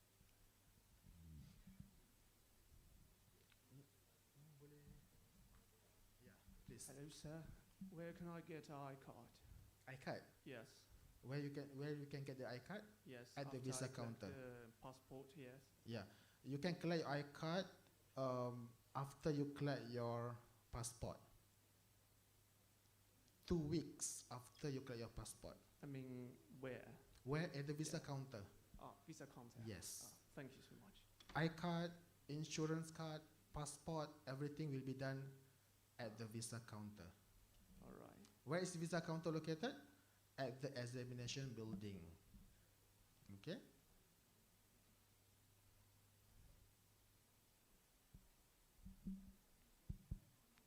Hello, just another question. If we were to open a bank account on a student pass, are there like constraints that we can only open a bank account in so and so bank or any bank? Any banks. Okay. Any banks. Okay. Yeah. Do we also, students on a student pass need to put in a deposit of a certain amount? For students, it's subject to the bank's requirement. Some banks need maybe 100, 200. But for the dependent, you must deposit 10K or 30K at the first place. But for students, any amount can do. That one you need to check with the banks, respective bank to know how much you need to deposit. Right. Okay. Usually 200 ringgit. It's for local, and for international, I'm not sure. Maybe 500. Yeah. But I advise you to open a CIMB or Maybank account. Okay. But for Iranian, is there any Iranian here in this hall? Iranian. Okay. I'm sorry, for Iranian, you can only open the bank Muamalat. Okay. Other banks is still restricted. But for bank Muamalat, you can open. Okay. All right. I think that's all. Thank you so much. If you have any questions after this, you may reach out to our team at the visa counter. Thank you.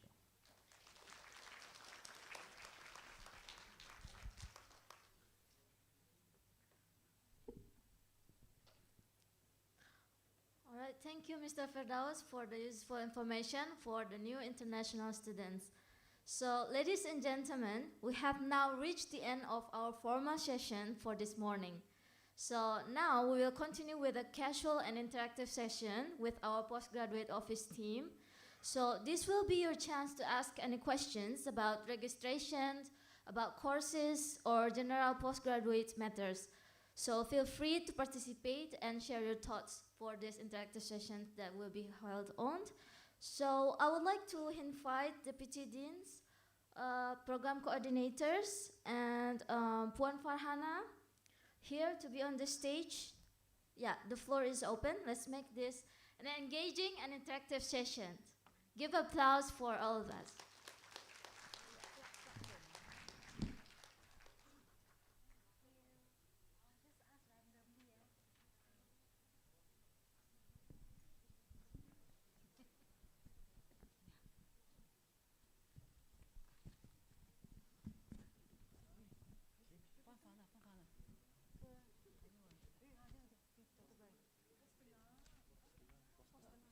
Tapi I nak guna mic ni, I nak mic.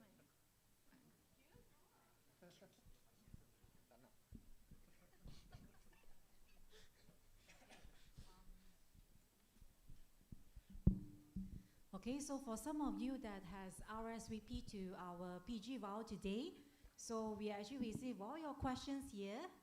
Okay, and then we are going to start by answering all your questions. Then we are going to have a live Q&A if you have any additional questions.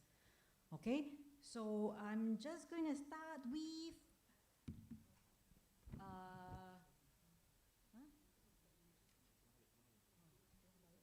I'm going to start with a more interesting questions. Okay. All right. So I think one of the students is asking, is there any programs that allow students to be in overseas university, like Japan, Canada, during one of the semester while not affecting our GPA or CGPA? Is it funded or partially funded? So I'm going to pass to Dr. Aruna.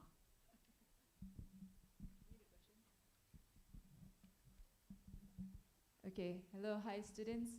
So basically these questions asking us about any programs that allow the students to be in overseas universities.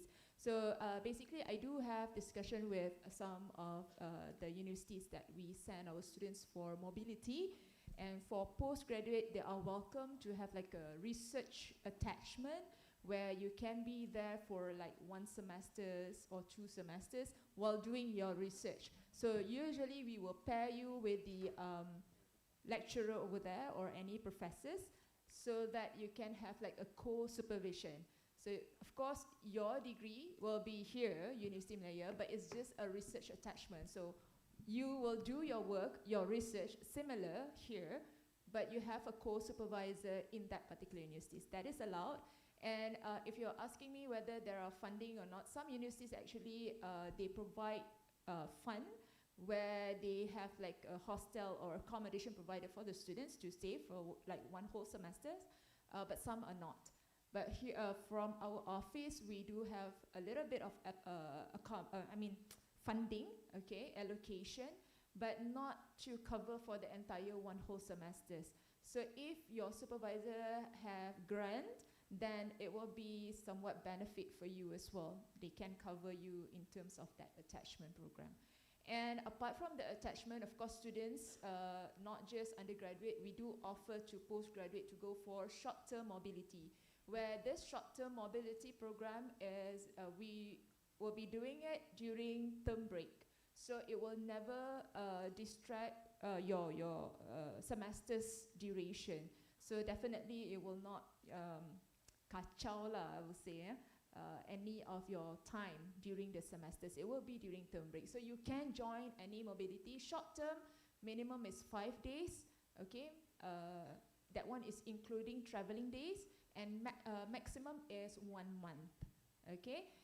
Sorry, 3 months, 3 months, right? Maximum 3 months. And we do have a program with Ehime University where we do it annually. That one is 1 month program, okay? And you will be placed in a laboratory, and you will have a supervisor over there to supervise you on the work or research that you are doing throughout that 1 month. It's a very interesting program, because not only research, you will also learn the culture.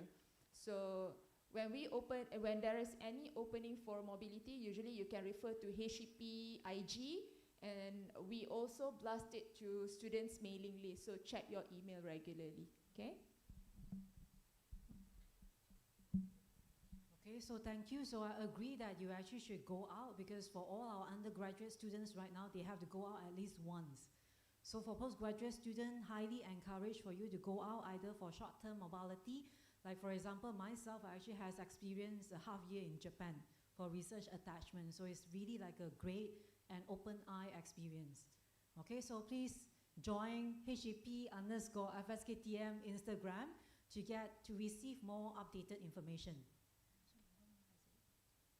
Can I ask on behalf of my students? Oh, I got questions from the lecturer. All right. Assuming that my student is going to Taiwan in the coming December, and then he will be attached for 3 months. So what is the procedures that he has to go through? He's a Bangladeshi, if not mistaken. So yeah. So all will be funded by the host from Taiwan. I think from our university, the students have to apply the GLOBE at only. But whatever process over there, I mean, request to that particular university. If the universities cover everything, then should be fine. From our side, only apply the GLOBE. Correct, right, Aisha? Betul kan? Apply GLOBE sahaja. Yeah, you apply GLOBE, and you got the approval from the TNCA, and the students can fly to Taiwan already. Okay, thank you. So I'm just going randomly on the questions. On the second question is that, what skills or topic do you recommend that we refresh early on to succeed in this program? Wow, such a motivation, students.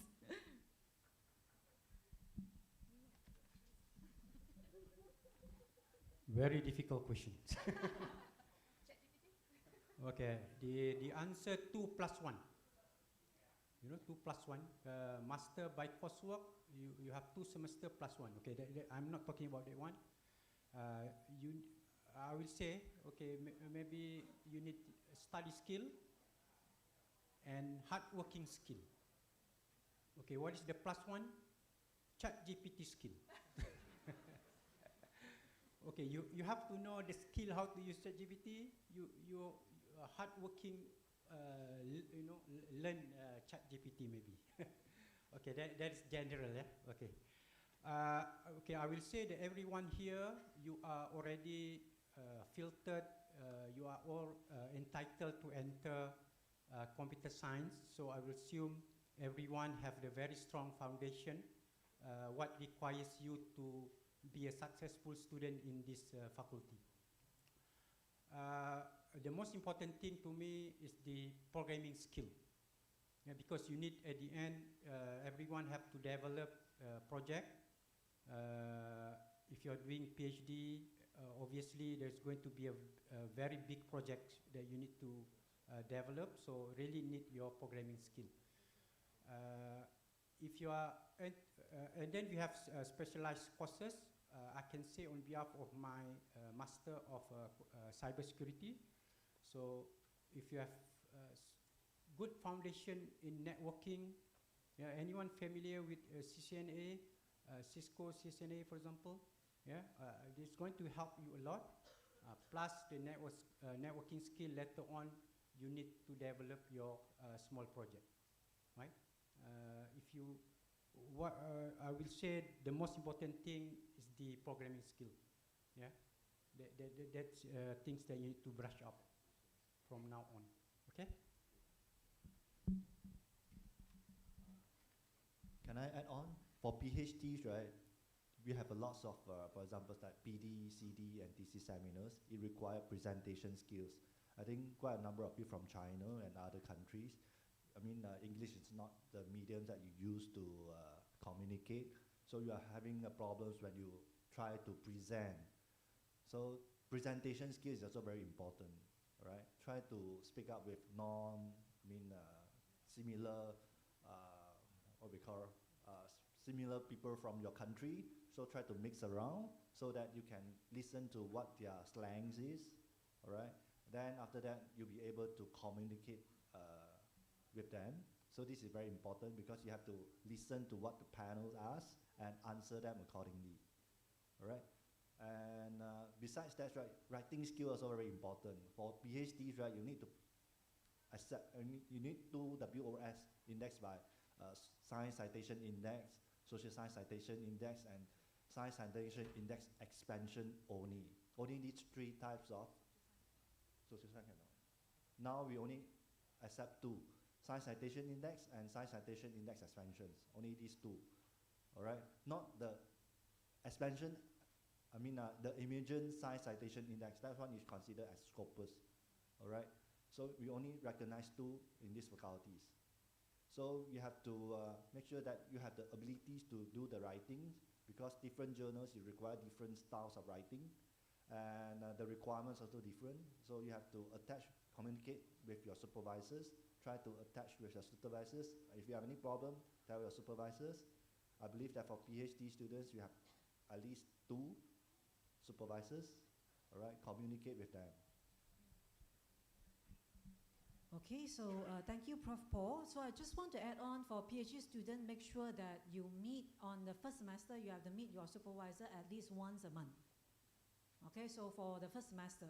Okay, so that's the requirements that we have for the PhD students.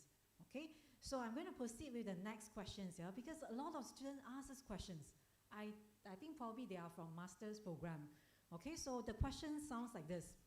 So does the university provide industry networking or internship opportunity?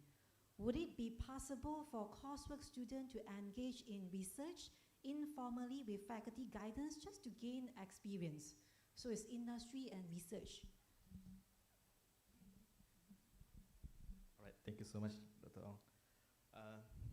Let me answer this question, okay? So this can be considered as two or three questions in one sentence. All right. The industry, yes. The university provide the opportunity for the students to go for internship. Usually for master's students, they usually request this kind of things actually. So you just ask us the company. You just tell us the company throughout the Google form that will be provided by the office, and then we will provide you some sort of like a letter, if I'm not mistaken, the letter to the industry player for you to make sure that there's no what you call not a legal binding, something like what?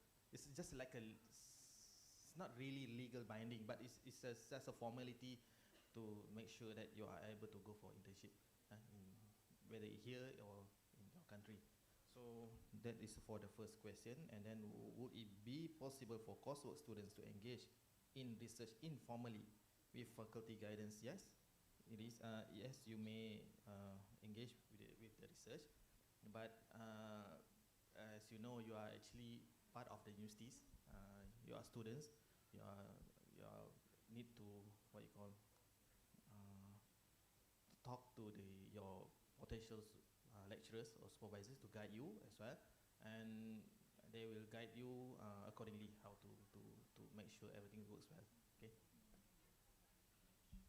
Okay, just to add on to Dr. Sharu's in terms of research, because Dr. Sharu is a coordinator for Master in Data Science.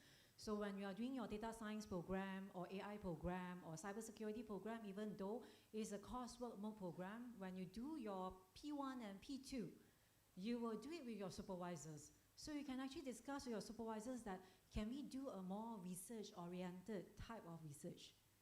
So you can discuss with your supervisors, say I want to explore more in research, perhaps later on I want to continue on my PhD and all this, and I want to start research by now. Okay, so that's another opportunity for you to engage if you wanted to do research. Okay, so next up I'm going to go for another question. There's a questions in the class. Okay, so how do we monitor the progress of each class or the marks that are given to you? So I'm going to ask Dr. Hema to answer this. Okay, hi everyone. This question is more into when you all attend the class, how you will be monitor your progress and also the feedback given to you. So as mentioned by our Deputy Dean, we will use Spectrum for our class. So in this Spectrum, we have a section where we can give a feedback to the student. So there is a part, we have a best practice where we will give all the feedback through Spectrum. So suppose by end of the semester, you can receive all the feedbacks and as well as the marks given in there as well. But it all depends on the lecturer, how they want to give a feedback, either at the end of the semester or in the mid of the semester or whatever it is, you have to listen to the lecturer on the first week of the class. So that's why the first week class is very important, because normally the lecturer will give you the briefing on what is the plan for the whole semester. So please don't skip for the first week class. That doesn't mean you can skip other week class, okay? So you have to go for that class so that you will know what is the plan for the whole semester. Okay, thank you. I just want to add on, because we talk about attendance, right? So there's a question on the attendance. Attendance for international student, in order for you to renew your visa, is 80%. 80%,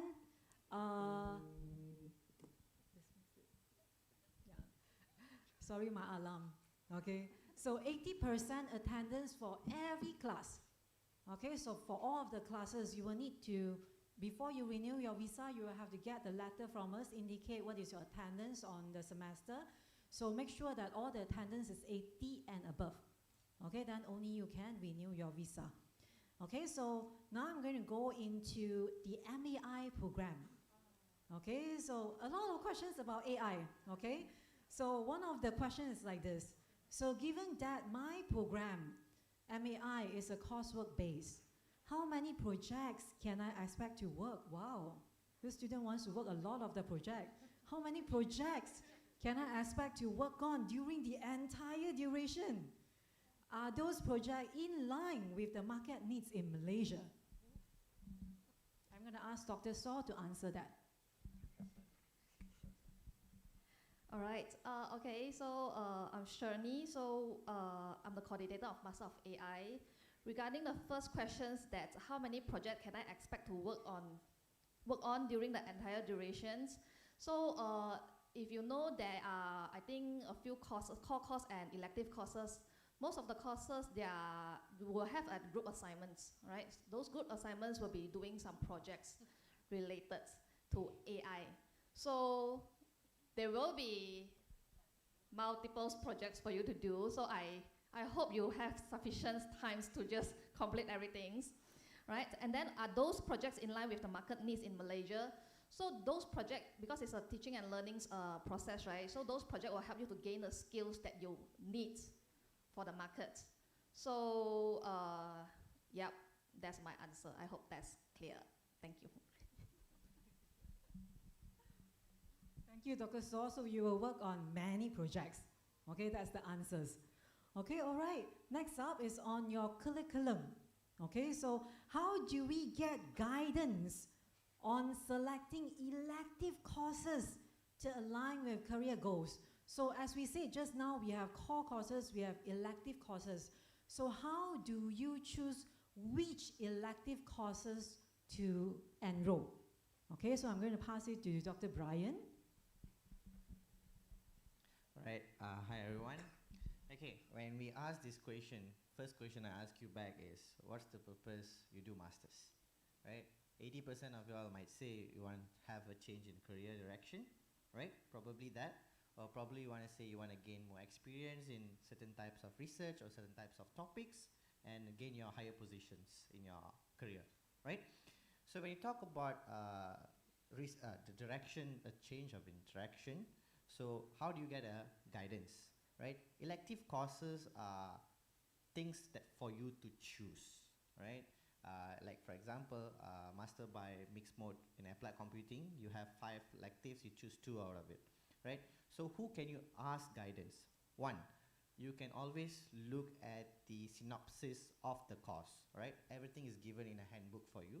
Okay, when you read through it, you will know what is the direction of that course is, what you will study, and so on and so forth. Next, the next option I see here is you go to Expert, right? We have a website called www.umexpert.edu.my.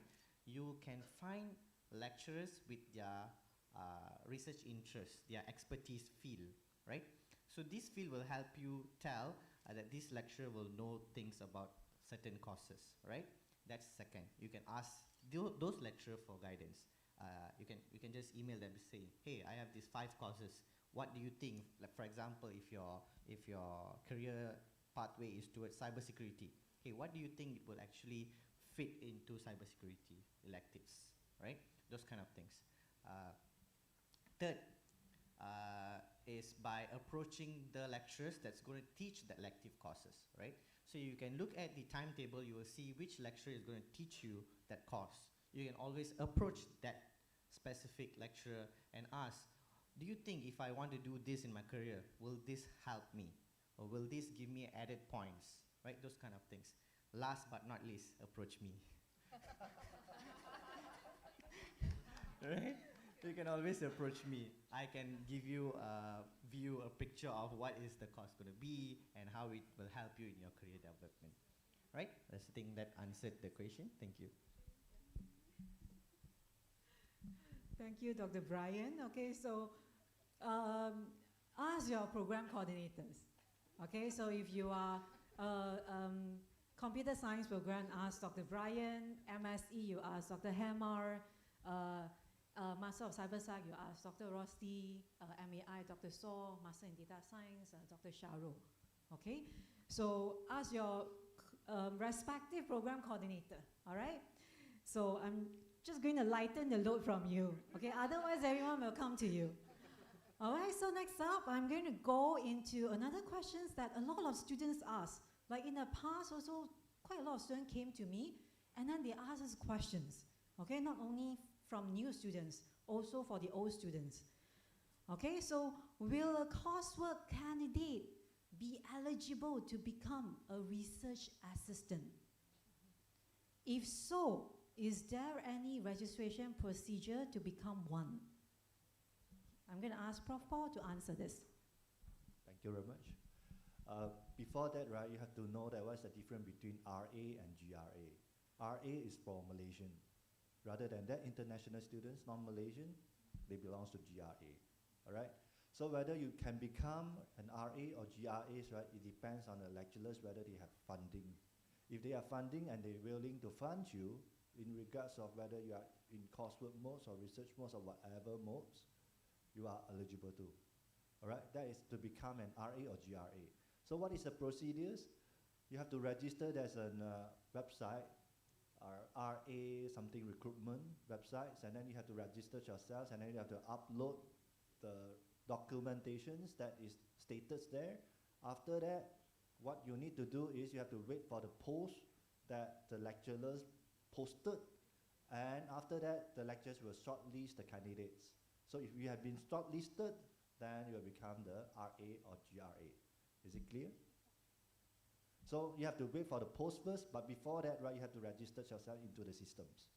And then you have to provide all the documentations. And once, from time to time, there are lots of lecturers posting RA positions and GRA positions. You can apply any. If they're willing to take you, then you will become RA or GRA. So this is the position space. I think most of you are interested more on how to get waiver from your fees rather than become RA or GRA. RA or GRA, right, is just a position. It's just like you've been hired to do something by a particular lecturer. To get school fees waiver, you must, there are certain rulings. For example, there are certain funnies rulings. I call it funnies because the duration is very important. For example, if the duration is right, if you, let's assume that your appointment is started from the 2nd of June until October, you are not eligible to become or to get the fee waiver, the school fees waiver. Why? Because the duration is not more than or is sufficient than 4 months. You must have at least 4 months within that semesters where you become the students and you enroll, then only can get waiver, the school waiver. So you have to make sure that the appointment is start from 1st of June until October, end of October. Then only you can get that particular semester's school fees to be exempted. So timing, the duration is very important. And then how to get this done? There's a portal called UMSS. You have to register yourself and then go and submit the related documentations again. After that, there will be a process and they will tell you that, okay, this particular process has completed, and then they will check whether you are entitled for that particular semesters for the school fees exemptions. If you are, then you will get the school fees exemptions. Is it clear? So timing, very important. The duration, also very important. So for example, so if you want to make sure that this semesters your school fee is waived, you have to have at least 4 months. Started from 1st of October until the 4 months. All right, not the 2nd of October until whatever, 4 months. Because the 1st of October, it should be counted. All right, you have to check when your semesters begin and then when it's ended. So if that duration is covered between your UMSS, what we call the scholarship given by UN, then you will be, they will waive your school fees. All right, any other questions regarding about this? I hope it's clear. Okay, so for scholarship, including a UMSS that Prof. Paul has mentioned just now, so you can actually refer to the website. Okay, so for PhD student, you will also get the chance to apply for Bright scholarship. Okay, so we have a new scholarship called Bright scholarship. So if you are interested on that, so please look for Bright scholarship, and then you will be redirected to the website. And for the information that mentioned by Prof. Paul just now, all this detail, how to apply, the duration and everything, all this are in the website as well. All right. So next up, I'm going to continue with some personal questions. Okay, because we have been doing all the course curriculum. Let's move away from our university a bit. Okay, so this is about your stay. Can I stay in during my study? For postgraduate rental house or anything? So does provide any hostel accommodation and all this for postgraduate students? Dr. Irma.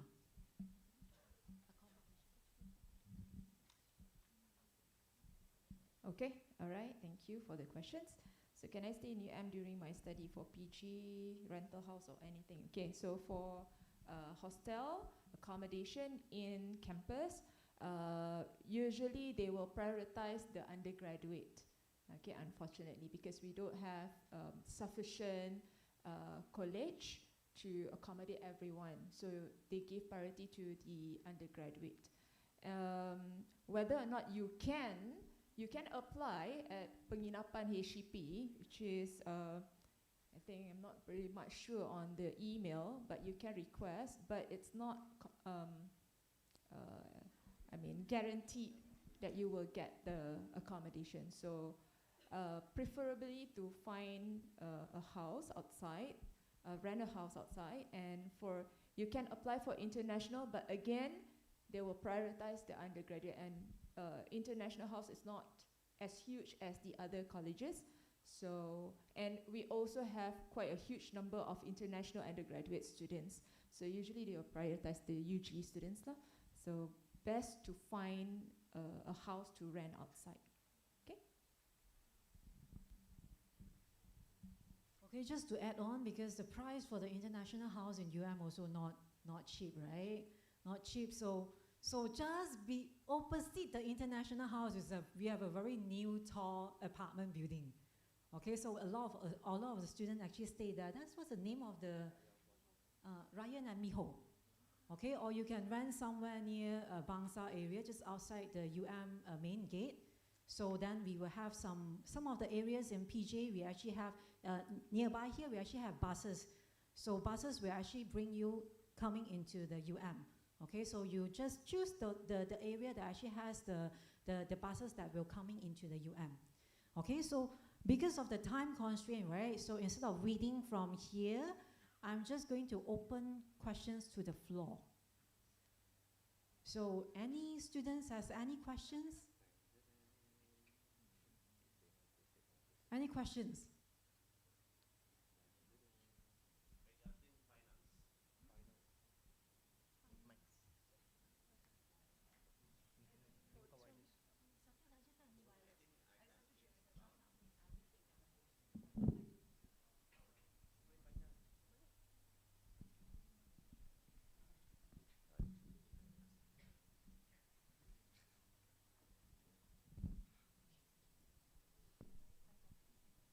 Yeah, I don't know who would answer this, but it's a finance question. There is 2,400 for surface pay. Is it prorated or is fixed for every semester? Is my question clear?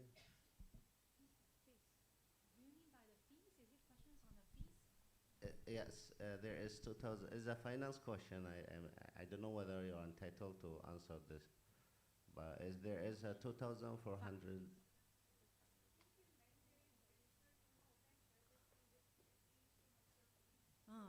Should we pay it every semester? Is it prorated per credit or is it fixed price? For 2,400 for which? What item? For what item? What item is that? Surface pay. Service. No, Service charge is applicable for every semester. So even 2 semester or 8 semester is the same fixed price.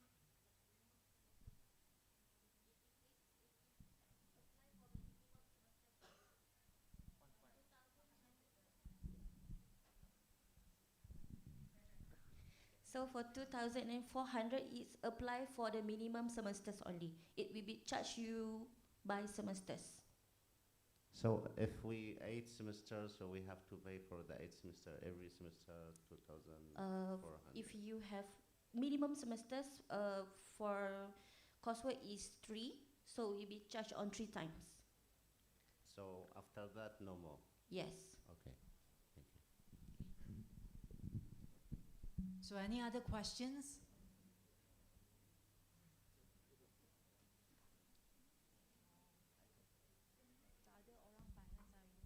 Hi, I want to ask when we can get our student ID, the card, student card. Oh, the student card. So Papa, jangan pergilah, you tinggal kat sini. It's okay. For student cards, you can collect next week, but wait for our announcements. Usually, we will announce through our Instagram and also email to students. If you have SISWA mail, you will receive the mailing list collecting your SISWA card. Okay? Okay, thanks. Yep. Sorry, second question. Sorry. There is some classes go through the online. So wondering any corner of the university. Sorry, I'm new. So have the Wi-Fi that can help us to go through the classes. Oh, we have Wi-Fi everywhere in UM. I saw there is a username, password. Where can we get? Your SISWA mail username and password. Oh, that one. Yeah. My own.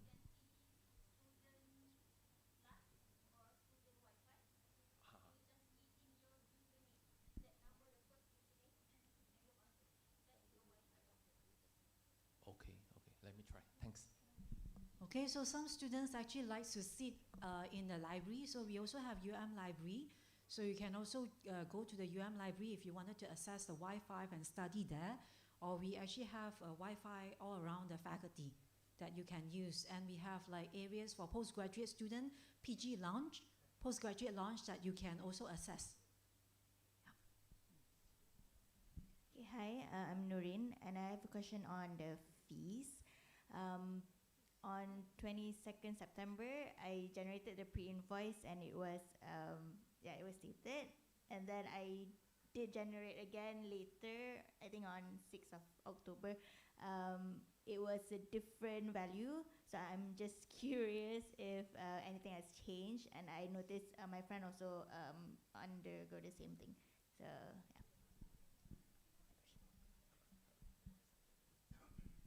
Have you paid your fees? So usually for fees matters, you need to email to bursary, but can CC to faculty for us to follow up. Usually some duplication in the system, but the bursary will rectify for you. Usually, okay, you can lodge a report using Help Desk. Help Desk, you just key in your Siswa mail and your password, and then you can lodge any reports regarding the registration, fees, and anything. Okay? All right.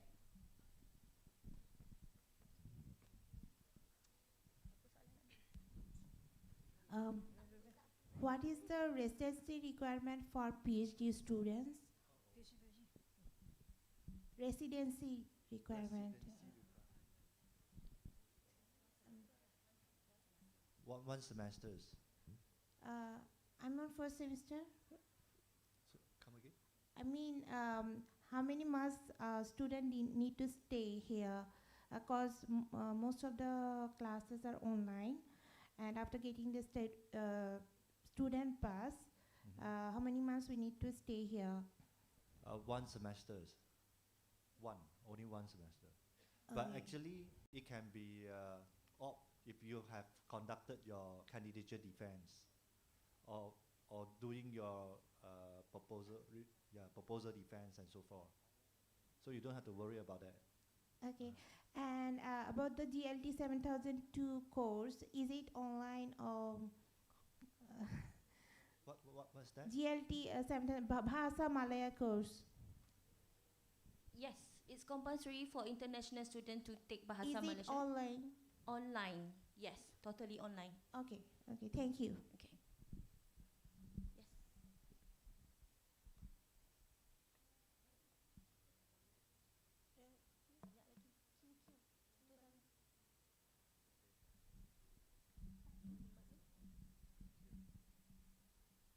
Hello. If I have problem with enrollment, who do I approach or contact? Enrollment, you can email to me or TDIT email. So tonight is the deadline, right? Yeah. So I am not able to generate my invoice. So I have been trying like several times, but then I had problems each time. It just does not generate the invoice. You can send to us the screenshot of your Maya, what happened in your Maya. CC, email to me and CC to TDIT office. TDIT office. Yes, okay. Okay, thank you.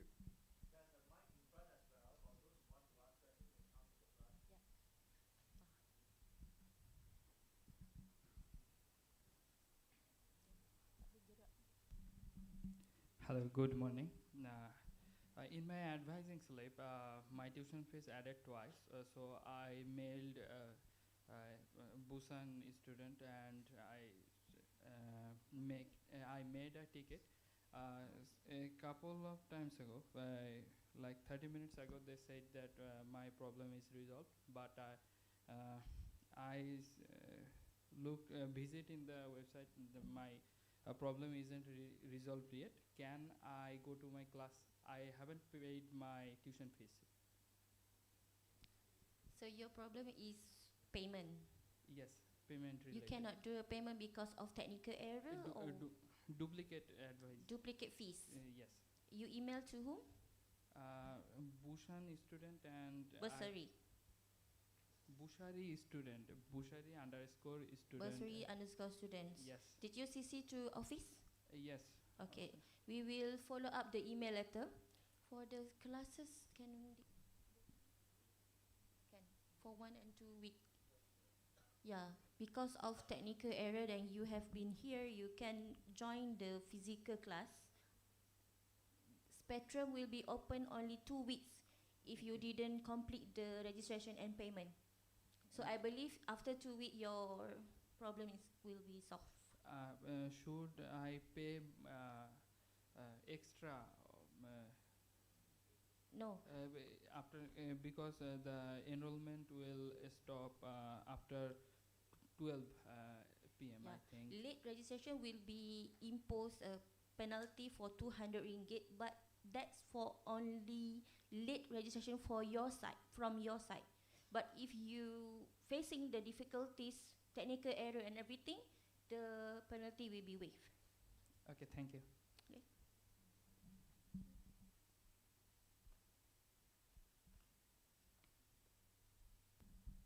Hello. Actually, I want to ask for students who are under sponsorship. So, in term of payment, because I'm under sponsorship, so what's the process, like the procedure for this one? Okay. Do you have a sponsorship letter? Yes, and I already emailed it to the finance. You already emailed to the finance. The Yes. finance will update the Maya, indicate that you are sponsorship letter. You need to add the module first and getting the invoice. Yeah. Get invoice and email together with the letter to the bursary. Okay. Have you done that? No, actually, I just emailed my, which is my sponsorship letter. Yeah, right? they need your invoice. Also, one last question I want to ask regarding, which is, you said it is mandatory to study Bahasa Malayo. Okay, we're getting Bahasa Melayu. Is Okay. it also like for student who also like his bachelor was in Malaysia and I already took it? It's also compulsory for me to take it? You study here before? Not here but in Malaysia, but different university. In public university or private? Yes, public. Which university? UUM. UUM. Yes. For graduate from public university in Malaysia, can apply for exemption Bahasa Malaysia. You need to email to us because we will provide you a link to submit the exemption, and you need to upload the certificates, the proof that you graduate from UUM. Okay. Okay.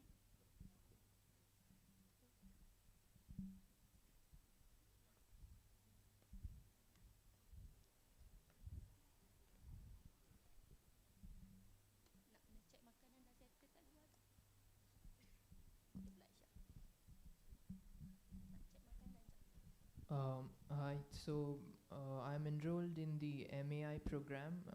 There's an elective course named Explainable AI that I have chosen for this particular semester.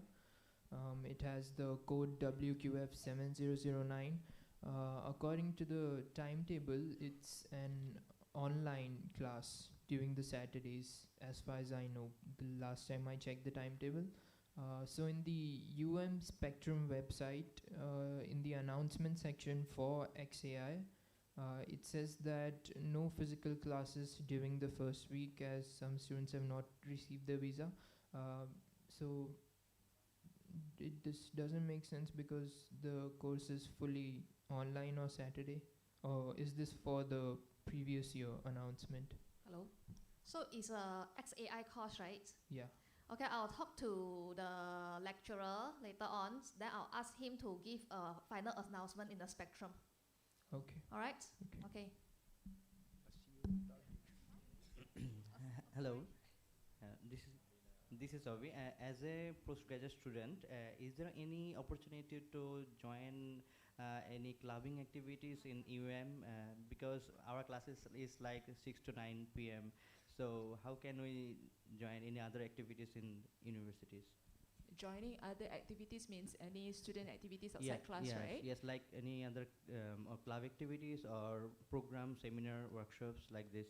Okay, so basically we have students club, all right? So for PG, you have PG club. I believe Fatin already gave a briefing. So usually this club will actually the one that will conduct or will organize a workshop, event, and whatnot. And sometimes even the research office will have some sort of activities for the students like writing, paper writing, paper and pizza they call it, sometimes a research methodology workshop, something like that. So you can join. It's just that you can refer, how will you know if there's any events or workshop? You can refer to the HEP IG over here, HEP_FSKTM. So mostly if students have any activities, we will blast on the IG. Even during weekdays, usually before 6 p.m., undergraduate students love to do any workshops. So you can join the workshop as well. It's not just restrict to undergraduate students because this workshop, usually it is open, so you can join it. And this workshop actually mostly are collaborated with the industries. So you can join the workshop by all means. Okay, okay. Thank you so much. Thank you. I think that actually reminds me of like what I did in my postgraduate time, right? So that time we will have like, if let's say during the festive season, like for example for Chinese, we have a Mid-Autumn Festival. So then we will carry our lantern and then we'll go around the university and all this. So, but because for our postgraduate club, the manpower is very limited. Just now you only saw like 4 of them, right? So if let's say any one of you actually has interest to organize all these extra activities, please suggest to our postgraduate club and join the club and suggest to the postgraduate club, then you can have all the activities together. Okay? And also, and for all of this club, right, students club, we have funding for them. So if they wanted to do any activities, our office will actually fund certain, certain activities that are already in their plan. So for PG club or UG club, they have listed their activities throughout the year. So if you want to join the PG club, right, I mean, by all means, all the PG students are also eligible to be the PG club members. So if you have, any activities that you want to propose, you can propose to the president, and it can be listed for next year activity, for example, because they need to apply budget, and we have to, to apply budget for next year. So, by all means, just talk to the president. and just to add on for the online class just now, yeah, so make sure all of the students please check your spectrum. That is your learning management system, because all the classes you will have different schedule.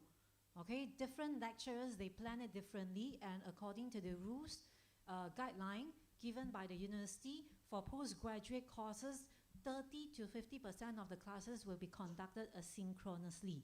So you have to, first week, please attend the classes, check with your lecturer which classes is done asynchronously, which classes are done synchronously. Okay, so that you know that when to come to and when you can do it online at home. Okay, so do we have, let's take the last questions. Hello, I want to know if the university have the GPU cluster that available to students. We do research, we need to process data and running the program. So if yes, what is the usage policy and the application process? Sorry, just to make it clear, did you ask about GPU? What? What did you ask about, GPU?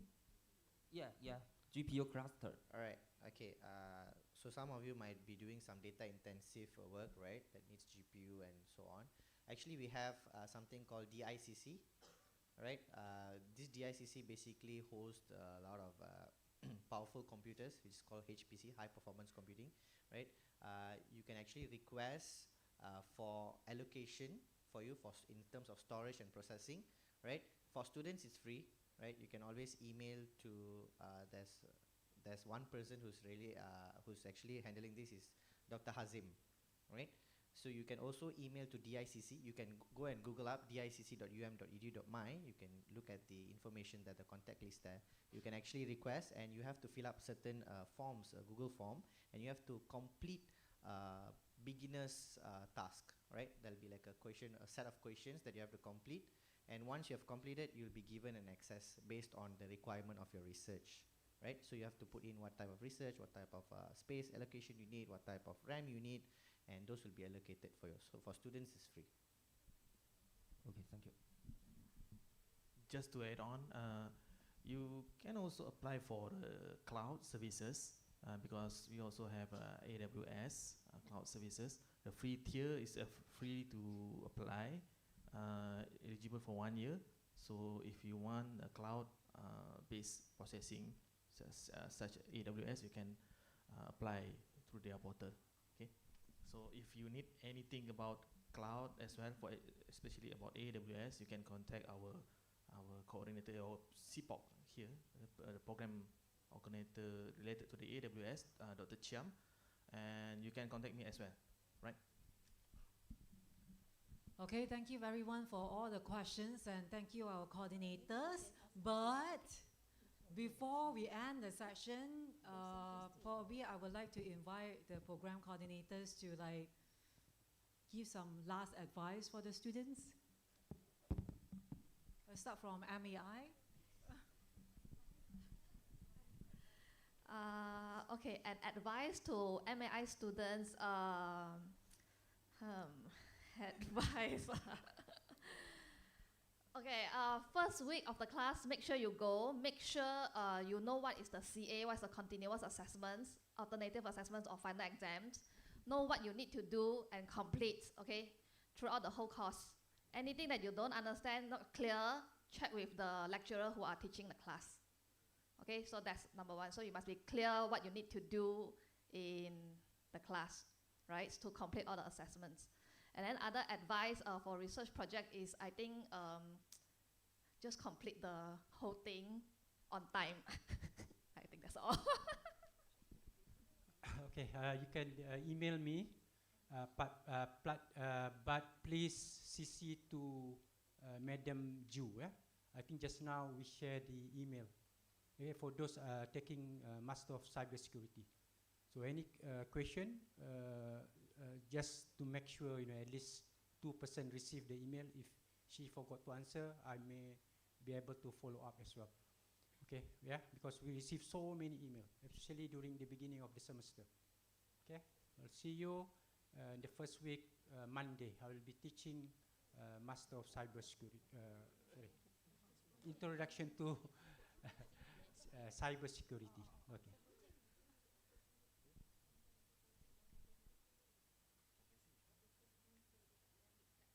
Oh, okay.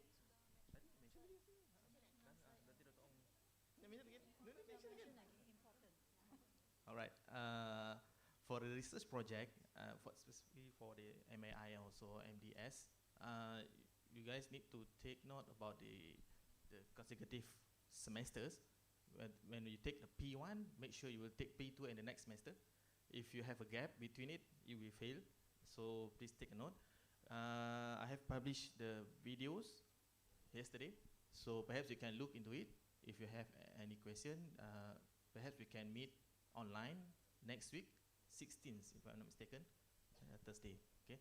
So my advice: we now live in the AI world, no longer information age. So yes, we do encourage you guys to use AI, but let them guide you, be your companion, be your friend, teammates, and not follow 100%, because they also rely to the data.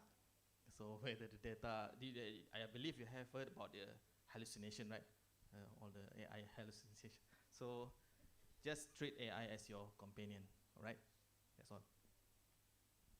Thank you, Dr. Shaw. Just to add on the project, yeah. So if you fail, if let's say it has to be consecutive semester, and if you fail your P2, you have to retake your P1 and P2. So make sure that you are confident. You plan out your research project, yeah, for all the coursework students. For PhD programs, right, actually it's a long journey and there are ups and downs. So when you are facing any difficulties, right, don't be upset. Everybody actually facing the same problems that you are facing. For example, you have difficulties in identifying the problem statements. Everybody having the same problems. All right. So if you're having problems on writing papers, go and find related people to help you. All right. Everybody actually facing the same problem. Don't give up. All right. The most important thing is don't give up. So you will eventually complete your PhD easily. All right. It's not as difficult as you thought. Okay. It can be very easy if you follow the instruction given by your supervisors. Similarly, your supervisors, right, not only have one student, they have lots of students. You have to make sure that your supervisors know you. You have to go and communicate with your supervisors from time to time. Make sure that he or she knows your progress. All right? That's all. Okay, for master mixed mode, completing the course is not that difficult. But when you are enrolled into dissertation, okay, there your challenges start, okay? So I have a student who complete within 3 semesters, and I also have a student who not complete yet up to 8 years, okay? 8 years enrolled into Master Mixed Mode but not yet complete. So my advice is, please be consistent in your dissertation, especially. Okay, when you do your PD, CD, set your target. Let's say you want to do your proposal defense in your first semester, you take dissertation. Second semester, you go for CD, submit your thesis for examination. So if you are very consistent on what you are doing, I'm sure you can finish it within the minimum semester, and also you can graduate on time. Okay, so the detailed explanation on the dissertation, when to take what and what to do for your dissertation, I will have a separate briefing for the Master Software Engineering. Thank you. All right, thank you. So from my side, as a program coordinator for Master by Research, so when we talk about Master by Research, I think most of you will be after your degree. You might not have much of a research background. So it is normal to be hard at the beginning, right? It's always the start is always the hard part, but when you get into it, it will be fine. So please don't be shaken by the start, right? You might go through a little bit of hard time, but it's fine. That's totally normal. That's about Master of Research. And for Mixed Mode, some of you asked the question, your electives, choose it wisely, right? Some electives are online, right? Sometimes online electives have a lot of evaluations like assignments and so on. So please keep it updated. If you have any issues, don't come on week 15 and tell your lecturers, right? Please tell it earlier, right? Yeah, and I will see some of y'all, probably most of y'all, for MDS, whoever taking Principle of Distributed, just to let you know, there's a lot of assignments there. Alright, so be prepared and get updated in Spectrum. Anything I'll post there, or you can email to me. Thank you. Thank you very much for the program coordinators and also our Deputy Dean of Student Affairs. So I think that's the end of our Q&A session. Thank you for all the advices given to the students. Really grateful for all of you to be here today. Thank you very much, program coordinators and Dr. Amar. Okay, so for the next thing, of course, is lunchtime now. Okay, so we had prepared a lunch bag for everyone, so that you can actually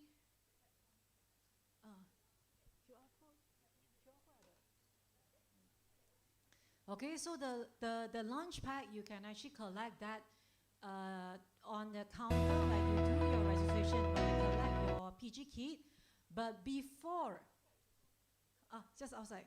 But before you go out, can you please scan the QR code and help us to tell us the feedback. What do you think about the session today? Okay, and the lunch pack can be collected outside. Please fill in the QR feedback form now. And where you can have your lunch, you can actually bring it back home, or you can have it around the faculty, that we have tables and chairs that you can actually sit down and enjoy your lunch with. Okay, lastly, thank you everyone again, and welcome to FSKTM. Thank you.